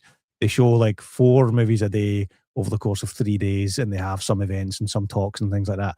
But because it's organised by, and I think funded by, Joe Russo of the Russo Brothers Avengers fame, it's fairly well organised and fairly well funded. 2 years ago, the Monday after the festival ended, now I didn't know the festival existed, but I randomly saw on Instagram, Alan Silvestri was at St Andrews doing a live concert for kind of some of the Avengers music that he's worked on at the Sands Film Festival. And I was like, what? and I see this on, I think it was on his Instagram the day after, and he's like, "Thanks very much. That was a great time, St Andrews. I'm at the airport heading home. Thanks for having me." And I was like, how did I not know this? So that then, to the airport. that then kind of like clued me up as to what the Sands Festival was. And then a year later, which would have been last April, I went and covered the festival for the channel. But sadly, Alan Silvestri wasn't there this time. But I did get to have like a 60-second red carpet style chat with Joe Russo, which was pretty cool. I did see that. Yeah, that was pretty cool. But yeah, so 2 years ago, Alan Silvestri was performing with like a small, not a full orchestra, but like a chamber orchestra, I suppose, at St Andrews. At St Andrews, and the clips that I saw, it looks amazing. It looked amazing. But they didn't do the full cues, but they did a lot of cues from, I think, Captain America and the first Avengers movie. It looked amazing. It looked amazing. But I just couldn't believe that this happened, and I found out about it the day after it finished. Yeah, I know, it's really, that's the worst thing, isn't it? Yeah. Yeah, but there you go. He loves this film. Death Becomes Us, good fun. He hated this as Skatscar. I must admit, I've soured on it. I haven't seen it in a long time. My memory of it is, yeah, it's okay. It's one of those movies where I feel like that's maybe due for a remake. Like, I wouldn't be offended if they remade this. Upgrade the fight, couldn't they? Yeah, like that seems like, oh, there you go. Let's fan cast this. Who do we cast in the lead roles? We haven't got time for that. Okay, Gareth and I will move on. You guys fan cast that. Yeah, you can do it in the chat. That in the comments. What's the poll up to? I was going to ask that when we got to the 90s. Let me have a check. The poll. Oh, there was a musical of Death Becomes Her. Ooh, the poll is at a tie. So in last place is the Avengers with 0%. In third place is Forrest Gump with 8%. And then joint first place, both with 46%. We've got Back to the Future and Predator. That's all bots anyway. People hurry up and vote for Predator because that's the one that should win. Anyway, who remembers The Bodyguard? Another Costner one 10 years later. For fuck's sake, of course. Actually, I just realized I probably do have The Bodyguard, but I've got the... Is it the score or is there any songs on it? So this is... It's mostly the songs, but it does have one or two cues from the soundtrack on it as well. Somewhere, I think. I'm sure it does. I'm sure I read that it does. Then again, maybe not. Okay, maybe not. I thought it did. There we go. Hey.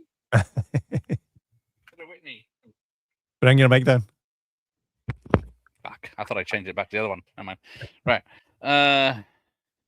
Lisa Stanfield, and yes. Curtis Steiger, yeah, remember the 90s? Nope. Right, next. Yes, it does.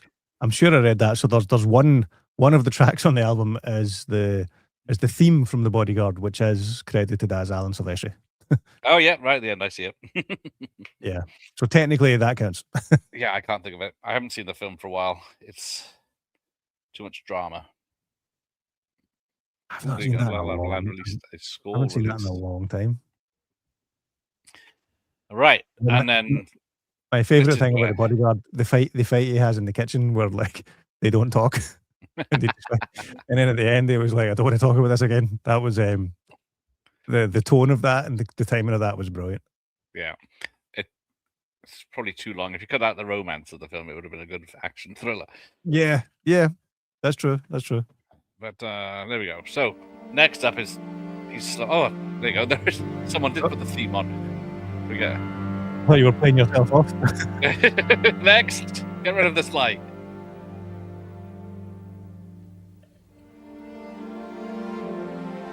Sounds like anti-solar.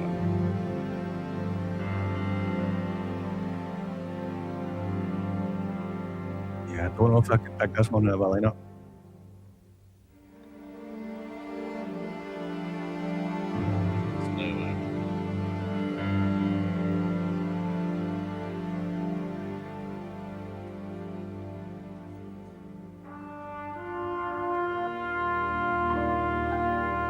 Oh no, wait. Yep. I think.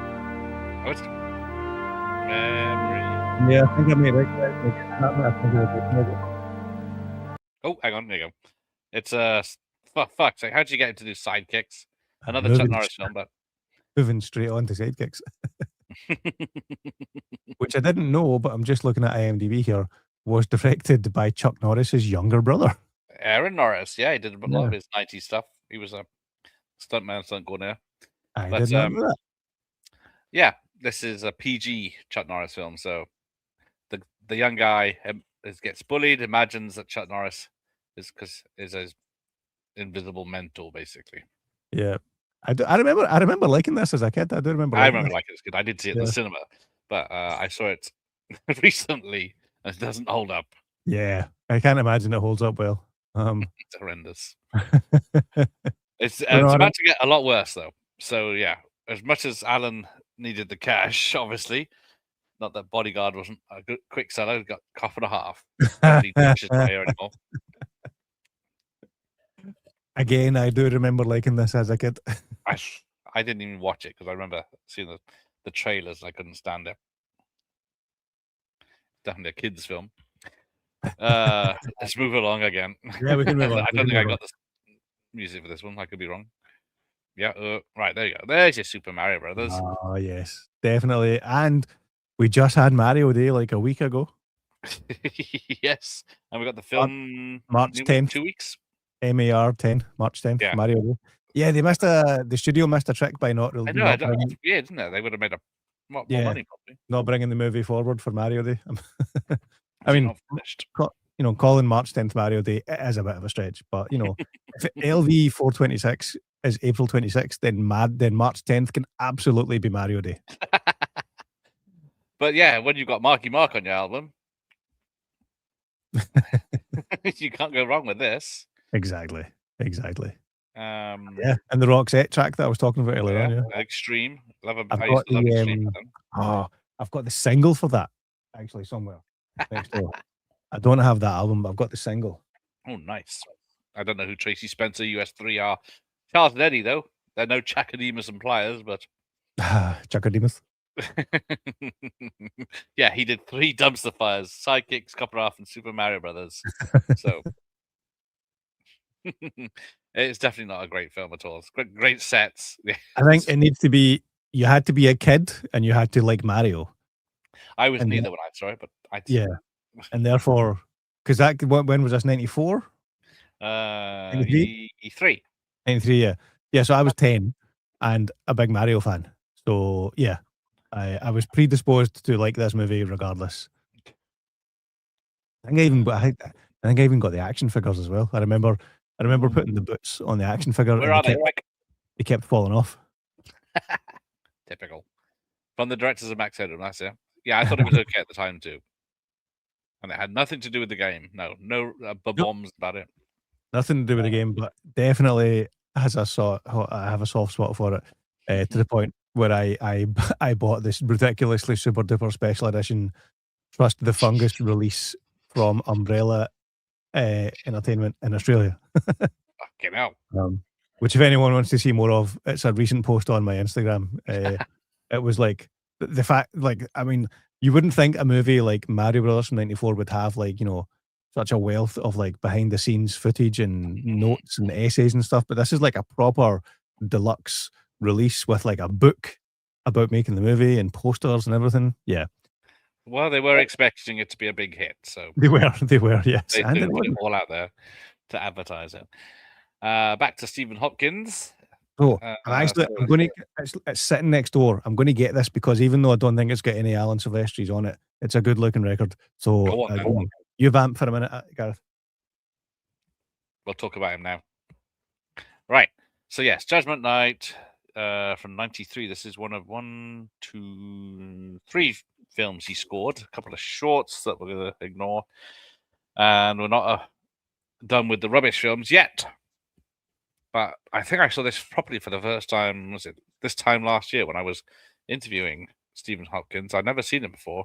I always confused it with that Ice-T Bill Paxton film that I can't think of now. But Yeah, it's pretty good. Escape the Bad Guys film with some of them being picked off. Here we go. He's back again. Yes. Oh, hang on. Let's bring that up. But Nice. this actually doesn't have any of the Alan Silvestri scores on it at all. But it's I think it's such a good album. And if I cut to here, Oh, look at this showing off. Oh, look at that mouse. There's luxury. it's a very sexy orange. Ooh, and it's not just orange. It's got the rind in it as well. It does, yeah. So yeah, there you go. The Judgment Night soundtrack. No cues from Silvestri on this. Let me just double check actually in the back. Almost positive. Yeah. That's it. Trespass. No, just no, not even one cue on it. You normally get like, even if it is like just the songs, they normally throw in the main theme. Yeah, like Bodyguard, you get one. Yeah, like Bodyguard, you get one. Like I remember the Free Guy movie from for the Ryan Reynolds Free Guy movie. The soundtrack album from that, it's all the songs, but you get the one score cue from it. Okay, yeah. So, not on Judgment Night. They just the songs. Just the facts, ma'am. Right. But yeah, this is one of those, like, I don't know why, but I really, really love this movie. It's one of my favorite. Like, I wouldn't say it's in my top 10, but for some reason, I just really like this movie and the soundtrack. I did enjoy it when I saw it, yes. But I saw Grumpy Old Man in the cinema, but I've never realized he did it. But I wouldn't have said that either. No. Have you anything from it to play, or are we moving on? No, I don't think so. It's gonna be a while. Actually, no, it isn't. We've got Grumpy Old Man, and then we got the famous Clean Slate, which I think went straight to video. I don't know that. I remember buying that or at least renting it on video. That's the one. Oh, it's Garth from Mind World. Yeah, it's he's got amnesia or something. Yeah, and then that woman from Hot Shots, but I can't remember a damn thing about it. He's a private detective that gets amnesia or something. I remember the scene in the courthouse where he's got the earpiece in and she's telling him to stall, and he's like, stall. I don't know why that stuck in my head, but that scene has stuck in my head. Okay. That would make no sense to anyone unless not only A, you've seen the movie, but B, you've seen it enough times to remember that specific line delivery. Twice, maybe, in the 90s. But then back to my mate Stephen Hopkins and the best film on the list, Sergeant Predators. Not the best film on the list, but a good film. And am I thinking of a different movie, or is this the one where Tommy Lee Jones attempts an Irish accent? It is. But to be fair, Stephen Hopkins did discuss this. They did do proper Irish accents that were legit, but they did a screening of it, and people either couldn't understand them or didn't believe them doing Irish. So then they had to redub it with the Irish accents we get now. Ooh, that's interesting. I didn't know that. They told a similar. Charlie Hunnam and Zack Snyder told a similar story with Rebel Moon. Whether or not they were just saying that to make up for Charlie Hunnam's bad accent, I don't know. But that's literally what they said about Rebel Moon and Charlie Hunnam's accent. They said they had to redo most of his lines because the accent was too strong. And if that is true, they've just redone it with a bad accent. Yeah, exactly. And then they just put attention to it. Yeah. It does look like Kurt Russell more than it does Jeff Bridges. He does actually in that poster there, yeah. Right, we're still going. Here we go. So I don't think we got any music on this one now. I got some ASMR can opening for you.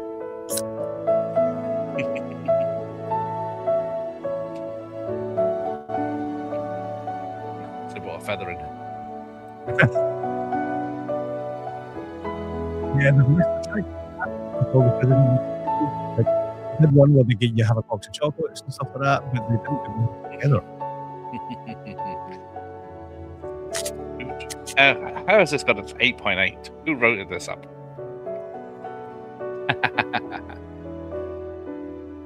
I didn't need to bother with downloading all these pictures. He could have showed off the albums. So the score for this is a little bit harder to track down, or at least it was until recently. Like the soundtrack album was a big seller. Yes. But the score is nice as well. That you get a nice I love when they give you like an insert that's they make it look like old timey and faded paper, even though it's brand new. I thought that was Robert Downey Jr. in the top left. Nice. That's a niche joke, but I appreciate it.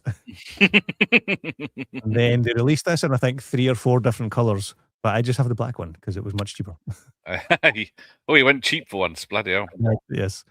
So they've got a blue, a red, and a white version of this. But I decided to go cheap because it was like £8 cheaper just to get it black. And that's normally the kind of thing that I would throw money at because I'm stupid like that. But for some reason, cooler heads prevailed, and I just got the plain black one. So you could have had 3, 4 versions of it.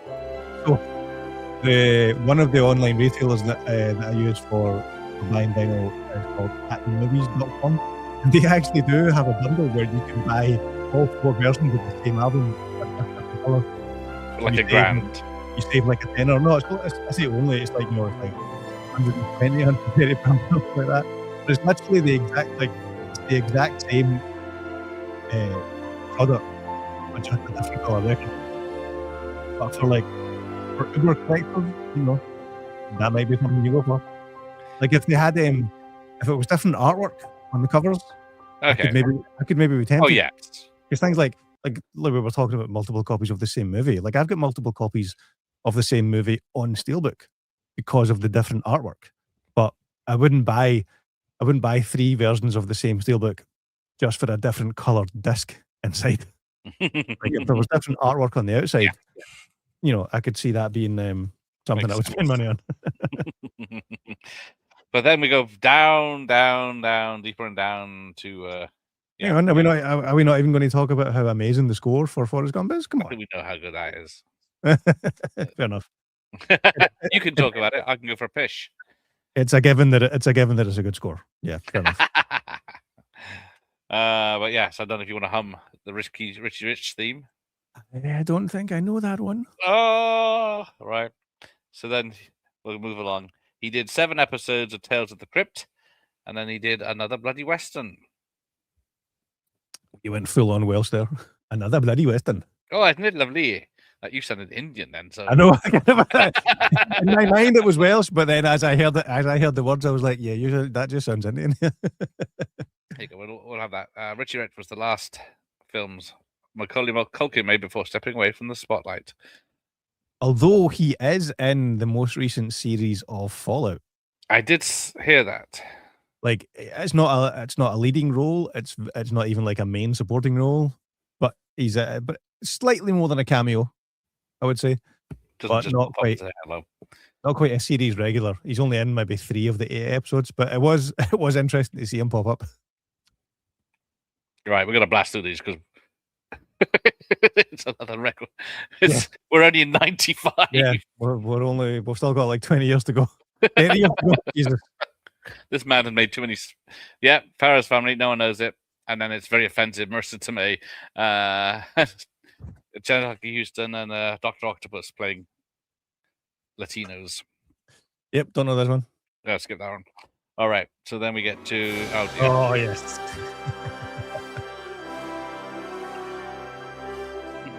Everything about this movie just does not fit the character of Judge Dredd, including the 4.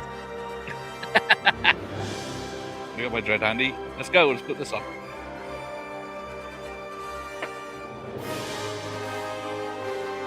Isn't it? Like in and of itself, this is a good view. This is a good piece of music, but it just doesn't fit that character of that movie. It's got a great soundtrack. It wasn't me. It came when I got the Carl Logan one because that was a good one, I thought. Yes. But then we get into Sequel County coming up after this. Eventually. His good point. First comic book. Guess we'll get to more later. That's a good point. Yeah, that's a good point. So who knows? Maybe if he didn't do Dread, we would never get the Avengers score. Well, yes. Couldn't rip himself off. Right. There you go. Father of the Bride Part 2. I think we need to carry on for that. Yeah, we can. And then the same with the next one. Grumpy Old Men was supposed to be in there somewhere. And this is out of order now. Right. I completely forgot that there was a sequel to Grumpy Old Men. Exactly, most people did. But yes, Rennie Harlin's Long Kiss Goodnight. Good movie. I just got a recent 4K re-release like last year. Right. I can't remember the song at all.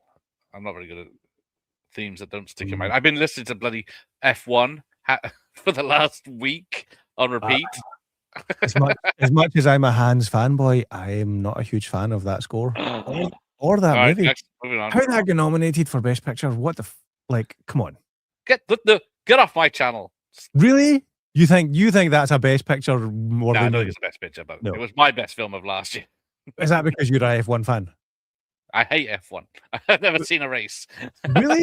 You're not even an F1 fan, but you like that movie? Yeah. Wow. See? Well, fair enough. Fair enough. I mean, it obviously has its fans, but I'm not the only one who was like confused about the nomination. Witness was up for Best Picture in 86, as we'll find out next week. Indeed.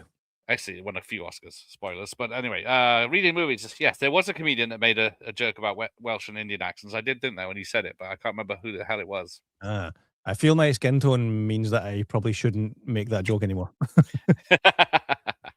Oh, yeah. Oh, Fools Rush was pretty good. I've never seen it.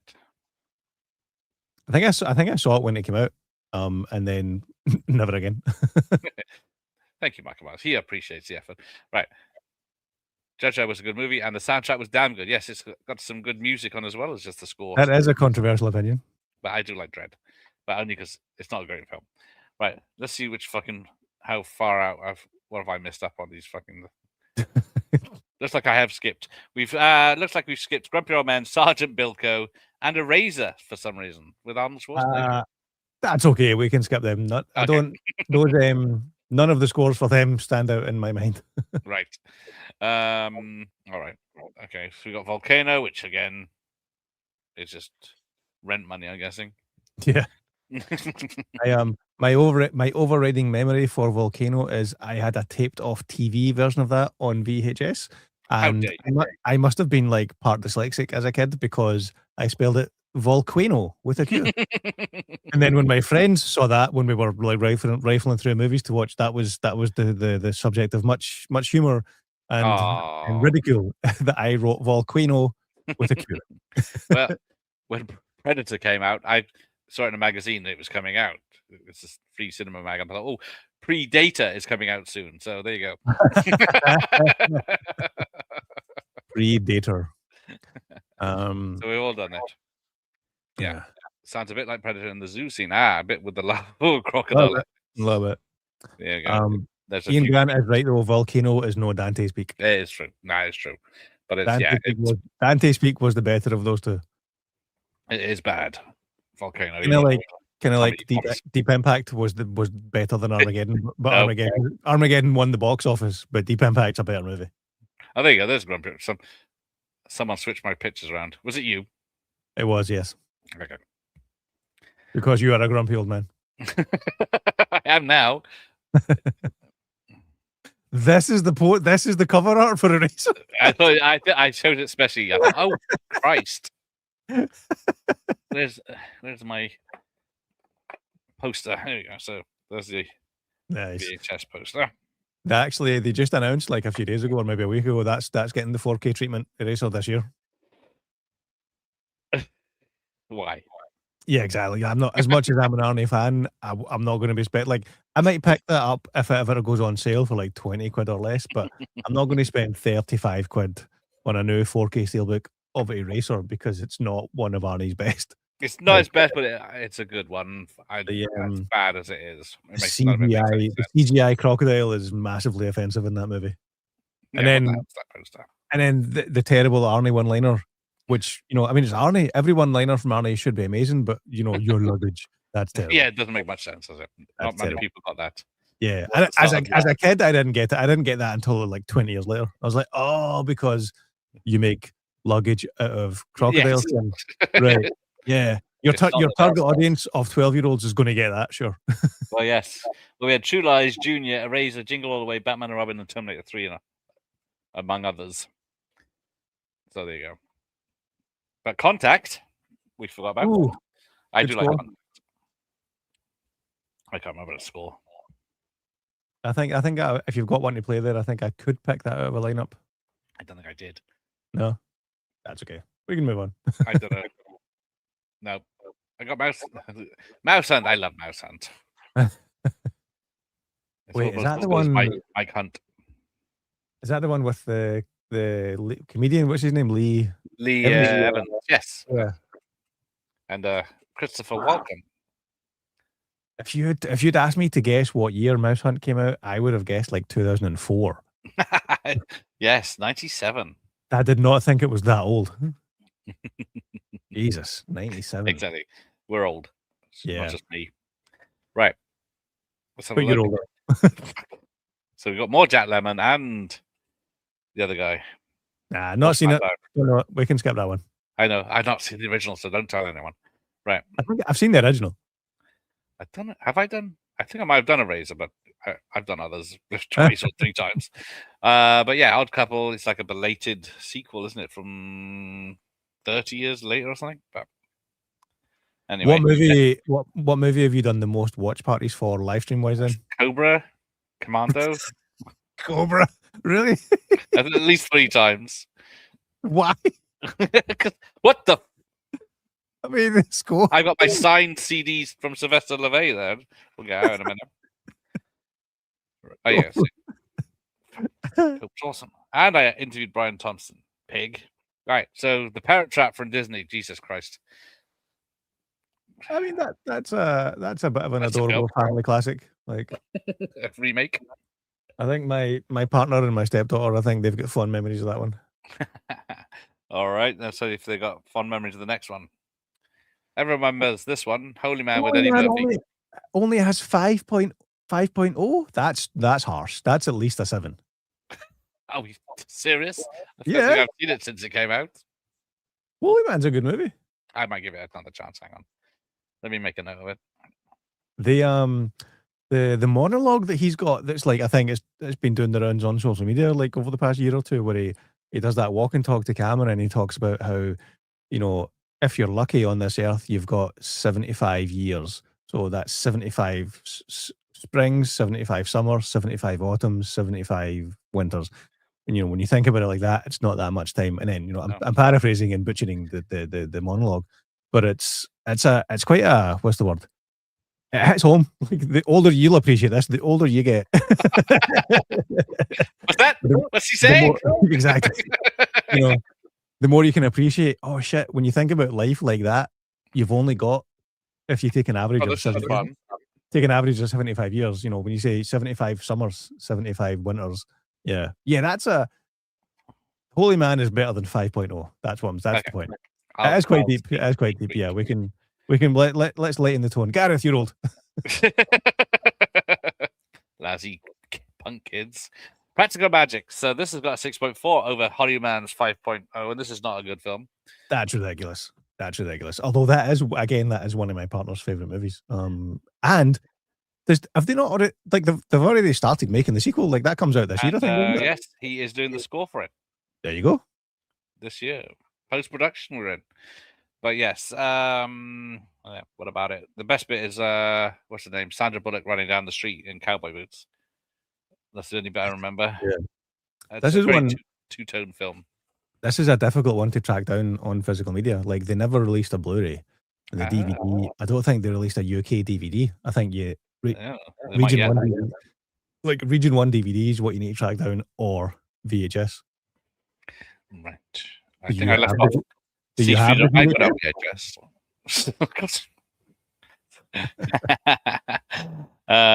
Practical Magic. Then we did Siegfried and Roy, the Magic Box, a TV movie, but I ignored that, and then my list is backwards again. Right. Fuck's sake, what happened? So someone put Stuart Little 2 in Stuart Little 1's place, but enough said. I never thought Alan Silvestri was that prolific, but no, I didn't until I saw this list. Going by the length of this live stream, it looks like he's done more than Hatton Zimmer and more than James Horner.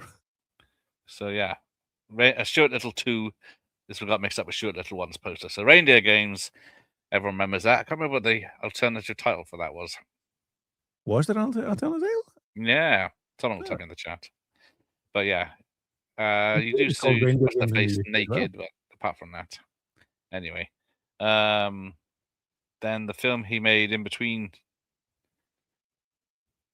Tom Hanks's weight loss for Castaway.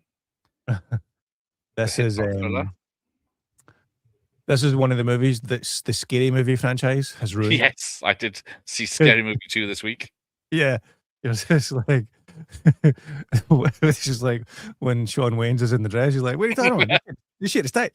It was just like, yeah, like Signs is an amazing movie, but fucking Scary Movie has ruined it.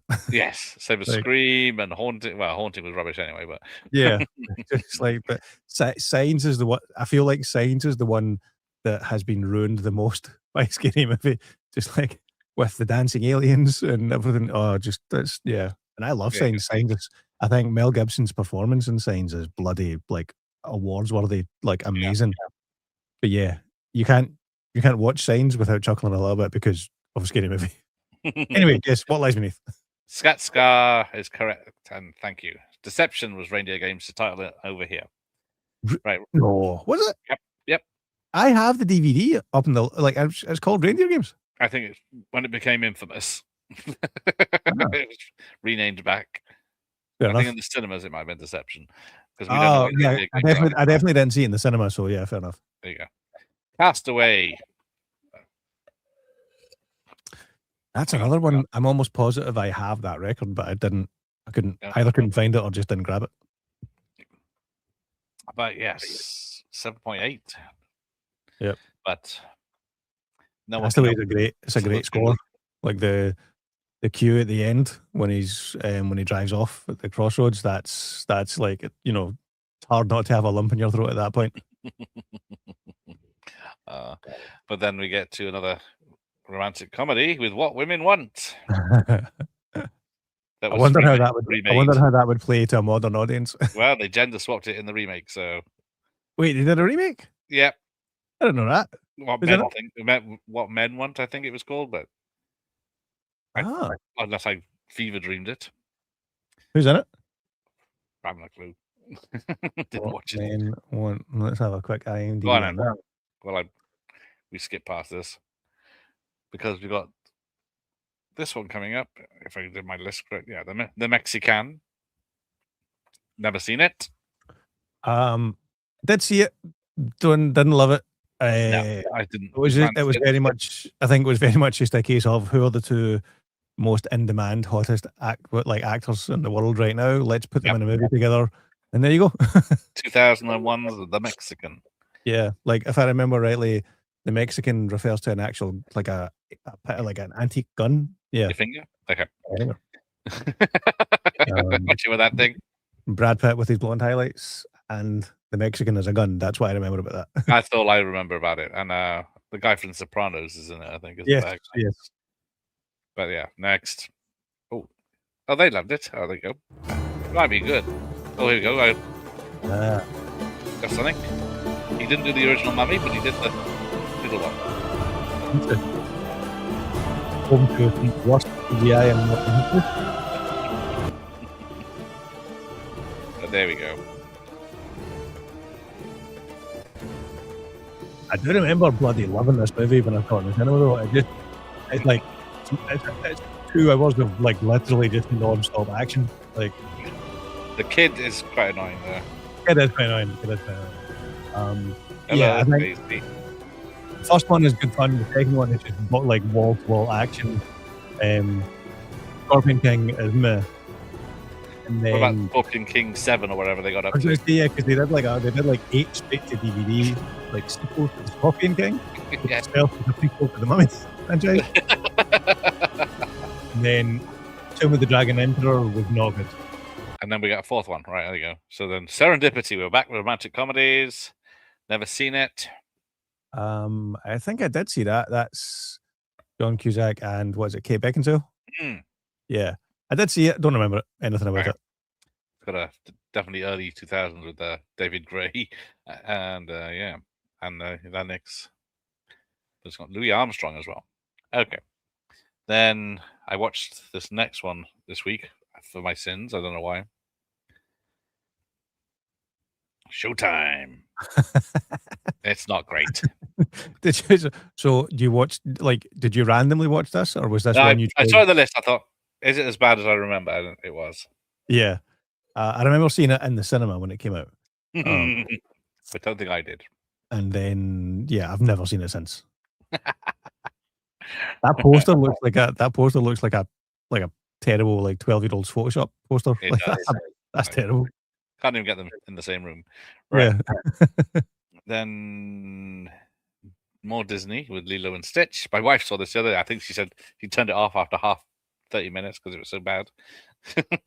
I've never actually seen this. I've seen it Or once. the remake. I think I saw it in the cinema because I was going to Disney films at that time. It's Showtime, and it's shit. But then what was supposed to be next is Stuart Little 2, so let's see what we get. It's probably the Stuart Little 1. Oh no, it's Back 2 to as well. Stuart. Some idiot can't fucking do You that. need to fire your graphics. Yeah, I know, assistant. well, Michael Myers is my writer, so I'll sack him. And we all love Made in Manhattan with Ralph Fiennes and Jennifer Lopez. God, that's right. I forgot it was Ralph Fiennes. Was like he went through a brief period of being like a rom-com guy. Yes, weird, isn't it, when they do that? Yeah. It was like, clearly they're trying to think who's the next Hugh Grant, because Hugh Grant is going through some issues at this stage in his life. In prison. So yeah, then we go from a 180 from Made in Manhattan to Identity. Oh, No spoilers. This is a bloody good movie. This is a damn good movie. Another one with Cusack in. Yeah. Yeah. It's almost impossible to talk about this without spoiling it. Yes. So it is a horror thriller. But when the aliens arrive and abduct the people, ruined. And the Predator turns up When with the- Robocop. the Predator fights Batman is amazing. Oh. He's just handed in his draft for different Michael was talking about, don't worry. Karate Tiger video. Right. So another sequel he did when he didn't do the first one. Tomb Raider 2.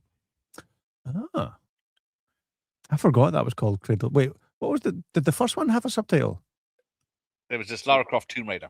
That's what it was. That's what it was. Now Yeah. this is Lara Croft Tomb Raider: The Cradle of Life by but this one's directed by Speed Man, isn't it? Jan Jan de Bont. Jan de Bont, yeah. And I believe my fellow Scotsman Jerry Butler is in this one. Nice. And one of his first movies, I think. Yeah, it is one of his early ones, yes. Yeah. Because Drafted in 2001. a pre-Bond Daniel Craig was in the first one, wasn't he? Yep. Aye. And then Jerry Butler in this one. I quite enjoyed the Lara Croft movies, the Julie I like ones. the first one a lot. Yeah. And then when you compare them to the remake we got in 2018, which was It terrible. started off right, and then it just went into and you're green just screen territory for everything it did afterwards. So, we'll see how Game of Thrones girl, what's her name? Jodie. Oh yeah, well, Jennifer Turner? Jodie Turner? no, Sophie Turner. Sophie Turner. No, is it? Yeah, Sophie Turner. Sophie Turner. Yes. We'll see how she gets on with her Phoebe Waller-Bridges penned movie. Is that a movie or is that a TV show they're doing? I think it's a TV show now, isn't it? It's for Amazon, but I don't know if it's a movie or a TV show. I think so. It's a TV. And then we get. I didn't know he did this next one, even though it's a big film. More Kate Beckinsale. I know we're long on time, but I've got a quick story about Van Helsing. Go on. So it comes out in the cinema. We go and see it. It gets to. Hey, that was fun. Came out in the cinema. I went to see it at the end. About 20 minutes before the end, there's a power cut in the cinema. Oh. So they have to evacuate everyone. It's like we're waiting around for an hour. We decide, they get the cinema decides it's getting too late, so they just give you a voucher to come back and see it. Oh, right. Which we never did. So to this day, I have not seen the last 20 minutes of Van Helsing. That's no So excuse. for all I know, it could be the best movie ever because that last 20 minutes could turn it around. But the first hour and 20 minutes, it's not good. It does get CGI heavy in the end. But no, didn't see it. Didn't see the last 20 minutes. Okay, so he did the Revenge of the Mummy, the ride after this, but he didn't do the third film. I think if my posters are correct. Oh, the music for this. Oh, idiot. Of all the movies not just for music for them. I thought it was a bit different. A bit epic. And it did get a spin-off cartoon, and it was supposed to be a part of a franchise, of course, but... Did it?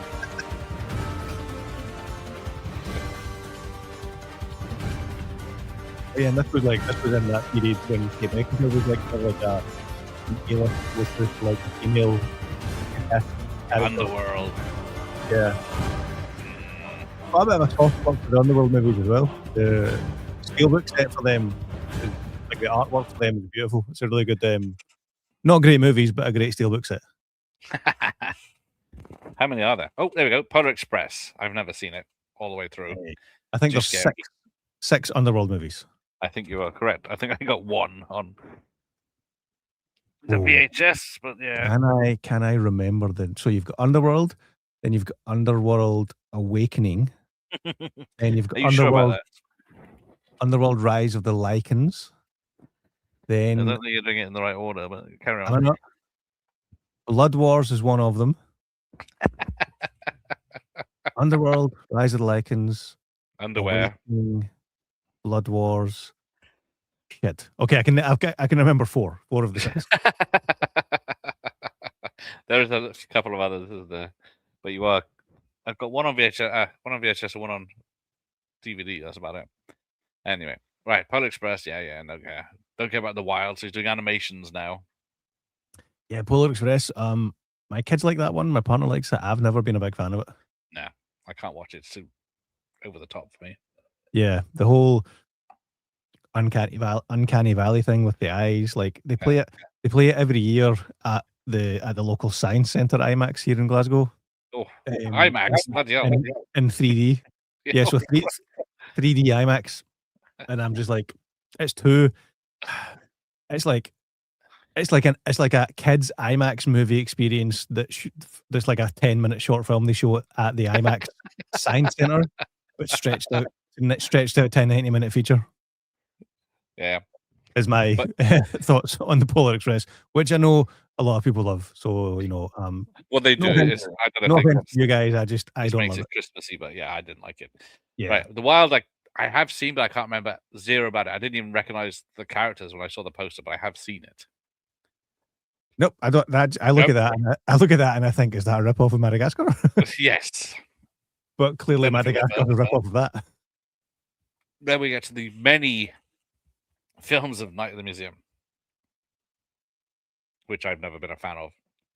I think I've only how many have they made? 3? I think I've only seen the first one. Yeah, 2006 this is, but yeah, we'll get to the others in a minute. There you go. There's your monster. Yeah. Get the monster. I am Pennyworth. This is a good movie. It does have Angelina Jolie in. Yeah, seeing this, and this is one of the few movies where I was like, "Ooh, that's the 3D in this is good and enjoyable, and like enhances the movie and like makes it a better experience." Yeah. Yeah. Again, I'm almost positive I had that record, but I couldn't find it. I may have accidentally sold that one as well. Well, I'll give you 3 months advance notice, and then you have to put them in the rack behind you ready. What you need to do is the day of the stream, you need to text me to remind me to look out the shit, so that I'm not scrambling 5 minutes before we go live.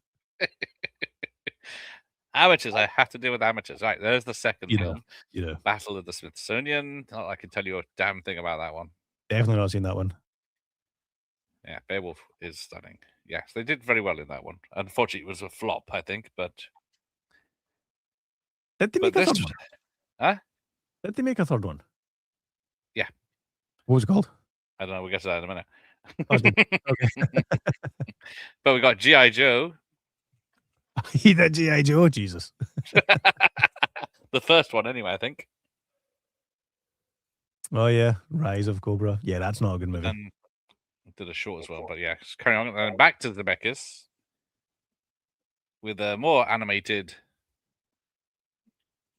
With was it Gary Oldman as whatever his name is?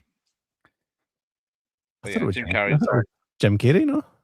It's Jim Carrey, yeah, but that's the other character Ah, who has the poorly son. I can't remember the blood. Cratchit. right. I've not seen this one. No. Okay. I can't recommend this. Though. Right. And then this one was a surprise to me. I think Stacey mentioned it earlier. The A-Team. Oh yeah. Which is an underrated movie, I think. I do enjoy it. I just don't like the CJ heavy ending. Yes, with the cranes with the shipping container. Yeah, and the collapsing. It was a clever action sequence, but it was let down by the CGI. Yeah. But no, I enjoyed that. And I'm disappointed we didn't get a sequel. No, it would have been pretty good, I think. Settled in. But right, so we got A-Team in 2010. He did the Lego Star Wars 3 Clone Wars video game. Which everyone knows, of course. Of course, yes. And then that's the only one I think he did. But then he also did the first Avenger. Yes. And this is when he not that he hadn't done iconic scores before this. However, this is when he starts, Oh. I mean, come on. How fucking it had to be done, didn't it? Like, nice. Oh, and it's that's, psychedelic or whatever, 3D or. I mean, my only issue with this is it just comes in a plastic sleeve. So do I, but yeah. There is no cover with this. It just comes in a plastic sleeve. Yeah, skipping, aren't they? Oh, it's bloody gorgeous. Love that. But yes. And that's it's funny, the first Captain America movie really set not only for the movie and for the characterization, but for the score as well. It really sets the tone for the score for the Avengers movies. Even though it's not just about Captain America, but yeah, I think the work that everyone, the writers, the composer, the directors, the work that they did on the first Avenger, I think really laid a lot of the groundwork for the MCU. Yeah. As much as, if not more so, than the first Iron Man movie. Yeah, I can see that. Yeah. But it was it's the first Iron Man movie launched the studio, launched the franchise, launched the universe, but the creative voices behind that didn't really continue beyond the Iron Man 2.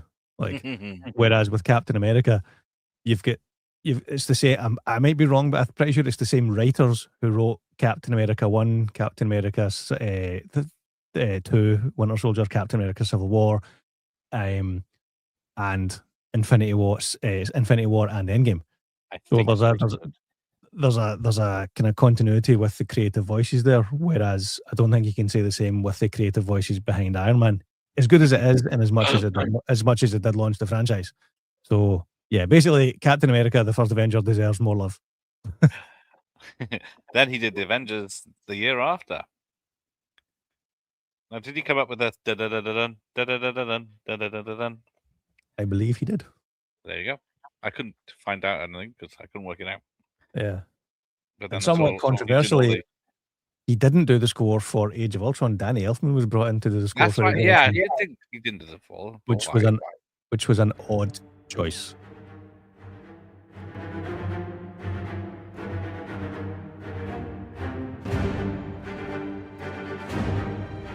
Used in every film since. Yep. The opening. The ching.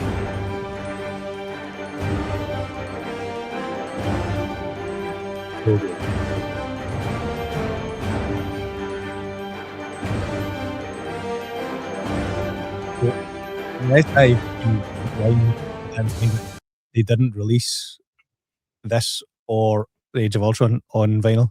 Oh. The Infinity War and Endgame they did, but this one they didn't. They were complaining about Silvestri's Avengers theme at the time. Yeah, I know. I do remember people saying the score was underwhelming. But then cut to 10 years later, and Yeah. the same score is like like evolved and reworked as part of Endgame to be one of like the best pieces in film music of all time. We'll see.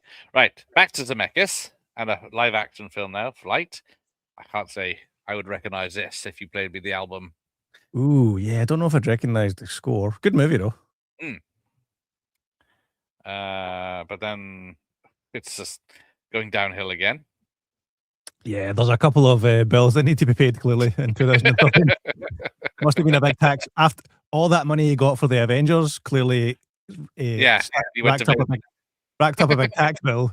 So in 2013, he had to pay off a big tax bill and do a few less than movies. But yes, we got The Croods, which I think has 3 films in the franchise. I think I've only seen the first one, but I do remember enjoying it. It was actually, it was pretty good. The third one's been in my box office America charts far too long. So have a look. There we get Red 2. He didn't do Red 1. But yeah, the lesser sequel. I don't even know if I saw Red 2. I've seen it. I can't remember a fucking thing about it. I like Red 1. Yeah, I Red 1 was good fun. I have no memory of Red 2 at all. I know. Is it still Bruce Willis? Yeah. Yeah, the same cast. John Malkovich in a skirt. Not a kilt, it's a skirt. No recollection whatsoever. So then he goes back, if I've done my posters correctly, to the museum for the third one. Wait, what's that one called? Secret of the Tomb. Secret of the Tomb. Could not have told you that's what that was called. If I put a gun to my head, I wouldn't have told you that. Then it's hang on, we go something else I've never heard of.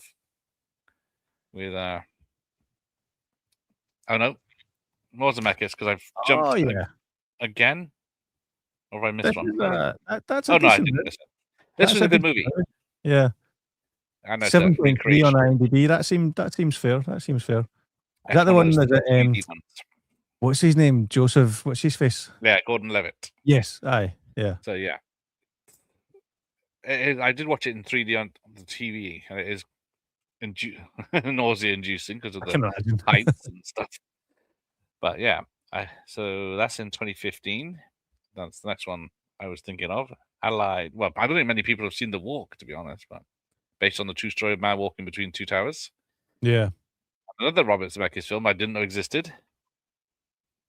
Oh, I've seen this. It's not good. But it's got a 6 point something. That's 7.1. Oh, 7.1. But yeah, Brad Pitt, Marion Cotillard, Jared Harris. Hang on, Marion who? Yep. 7.1. Yeah. Wartime romance could have been epic. I did not enjoy. This was one that I vividly remember struggling to finish this movie. I bet. I think it was. I watched it. I didn't see it in the cinema, so it would have been back in 2015. It would maybe have been still have been a rental, maybe a DVD rental or a Blu-ray rental. But it's not too bad. I struggled to get through it. It was not my cup of tea. Then we get to Spielberg with Ready Player One.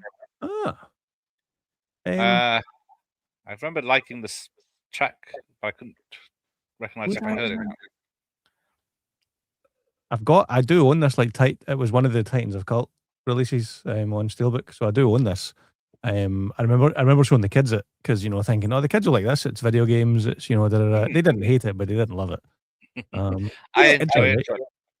7.4 seems quite a high score. I don't know if I'd go that high. It's like a 6.5 maybe. Have you got a cue from it to see if I recognize it? No. Nope. Oh, here we go. Yes. This is my shit. Oh, look at this. But yes, back from skipped on Ultron, came back to Avengers. Zoom out a little bit because this one is a trifle. Ooh, spoilers. Can't even fit it all in the frame. I had that trouble. My tummy. So Endgame and Infinity War. I won't bring out all the discs, but the 6 records that come with Endgame and Infinity War, Both films. each one. So you get 3 records per movie, so 6 records in total. Each one is the color of an Infinity Stone. Genius marketing. Which is genius. If anyone is bothered to see it in more detail, if you jump on my Instagram and scroll back like 5 years, you'll hopefully he's wearing cotton gloves in that video. You'll see a post. But yeah, this is when I don't know if you can see it here. When I first got my new record player and got that hooked up in this setup in here, I was like, oh, what record will I play first? And one of those moments where you're thinking, this isn't that much of a life-altering decision. You shouldn't be spending this much time deciding which record to play. However, after much deliberation, it was Infinity War for the inaugural spin on the Audio-Technica 120 USB. For those who's interested. Yeah, I mean, Infinity War is great, but it really is when we get to, oh crap, hang on, okay, you keep talking. I'm pretty sure I'm going to look out Endgame while we're talking about this. Now, according to the next one, he did the Predator, but when I downloaded the soundtrack for the Predator, his name wasn't on it. Now, was he changed during reshoots? Is the question. So let's have a look. Unfortunately, The Predator is not a great film. I saw it in the cinema. Yeah, so it's got 2 composers. Henry Jackman, I think, did the original, the re-release or whatever it is, and Silvestri did it originally, or is he just credited?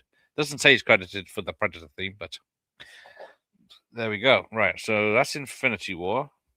Crap, another one I can't find. Endgame can't find it. Another one sold. Right. Another film I haven't seen by Zemeckis. Welcome to Marwen with Steve Carell. I think it's a World War II drama sort of thing, where he imagines his world as toys. I haven't even heard of that one. Okay. 2018's the Welcome to Marwen. But man, I'm gutted. I thought I couldn't. I thought I had Endgame as well to show because it's. Have you got Highlander Endgame at least? Oh, this piece of music, man. Yeah, we've done Portal, this yeah. piece. This is Portal, yeah. Yeah. I mean, this is like talk about cinema moment. Yes, it was. Everything coming together, including the score, and Kevin Feige in one of his interviews talked about that scene. He talked about how no one felt the director and him, the producer, and everyone, no one felt that the thing was coming together until Alan Silvestri delivered the score. And as soon as they put the score on top, it became what it became. Which is one of the most iconic, memorable, awesome cinematic moments in history. Like, yes. Just don't concentrate on characters in the big fight. Say again? The characters appear in duplicate places and not well. Oh, yeah. No one cares. No one cares. Like, I've never noticed. You've got such an amazing piece of, like, this is like, I think this is his, what do you call it, magnum opus? Is that what you call it? Like, I think as much as, like, Back to the Future, Predator, Forrest Gump, all these things, and as much as I was saying earlier on, Predator is my favourite of Alan Silvestri's, I'm going to retract that statement and say this is my favourite. I would say, let me caveat that. If I was to listen to a full album, like a full score album, it would be Predator. If I was to just choose my favourite individual cue, it would be Portals from Endgame. Right. So then he came back with The Witches with Zemeckis. Did I see that one? I don't think I saw that one. It took me, I saw it last year or the year before I saw the original. I was never a fan of it. Okay. Moving right along. I remember the original. Like that was quite a big deal when we were kids. Well, when I was a kid, you were probably 40 by that point. So, Which is just 2020. 2 years later, another remake, 2022's Pinocchio from Zemeckis I don't think I knew this existed. with Tom Hanks as Geppetto. What? It came out in COVID times, didn't it, or later? 2022, it says there. It's a terrible film, apparently. Jesus, I didn't even know. I remember Guillermo del Toro did a Pinocchio for Netflix. Like, I've not seen that one either, but I knew that one existed. I had no idea Disney did a Pinocchio in 2022. Well, it died on its ass, so. Directed by Zemeckis. Jesus Christ. This one gets even worse. So in 2024, he's doing less, only one every 2 years now. We get Here, which is another Zemeckis film where it's something to do with the cameras placed in this one piece of area and it just captures stuff going on in this house over 40 years. So you got de-aged Tom Hanks and Robin Wright. I remember seeing the trailer for this. Yeah, it's like just the camera's just in the corner of the living room. Yeah. I did wonder how they would make that successful into a feature film. Evidently, they didn't. We've only got 2 more to go. There we go. Right. Because he's slowed down a lot, luckily, if he's not doing the 4 or 5 a year. So that was more Zemeckis. And then your mates, isn't it? The Russo brothers. My mate, yes. my only one of them. Only one of them is my mate, and when I say my mate, he was gracious enough to give me a 60-second soundbite on the red carpet. But I'm taking that as he's my best friend. So I take that. Yeah, he talked to you. Like, I mean, he held my mic that had Scottish Geek Guy on it. That's cool. Like, that's like, it. Yeah, I took a frame grab of that and saved that in my because I was like, no matter what happens, Joe Russo was holding a Scottish Geek Guy mic. The threat of Infinity Wars. Yeah. This was a bit of an overblown mess, I have to say. I've never seen it because it just looked bad. I think did I do it? I think I wrote a review, but I never actually recorded it because I felt bad about basically slating it so much. Yeah, it was like Netflix's most expensive movie to date at the time. I know, it's like what 300, 400 million, and something like that. Yeah, not on the street. And I think there is good things in it. I can't remember the score. The score didn't stand out.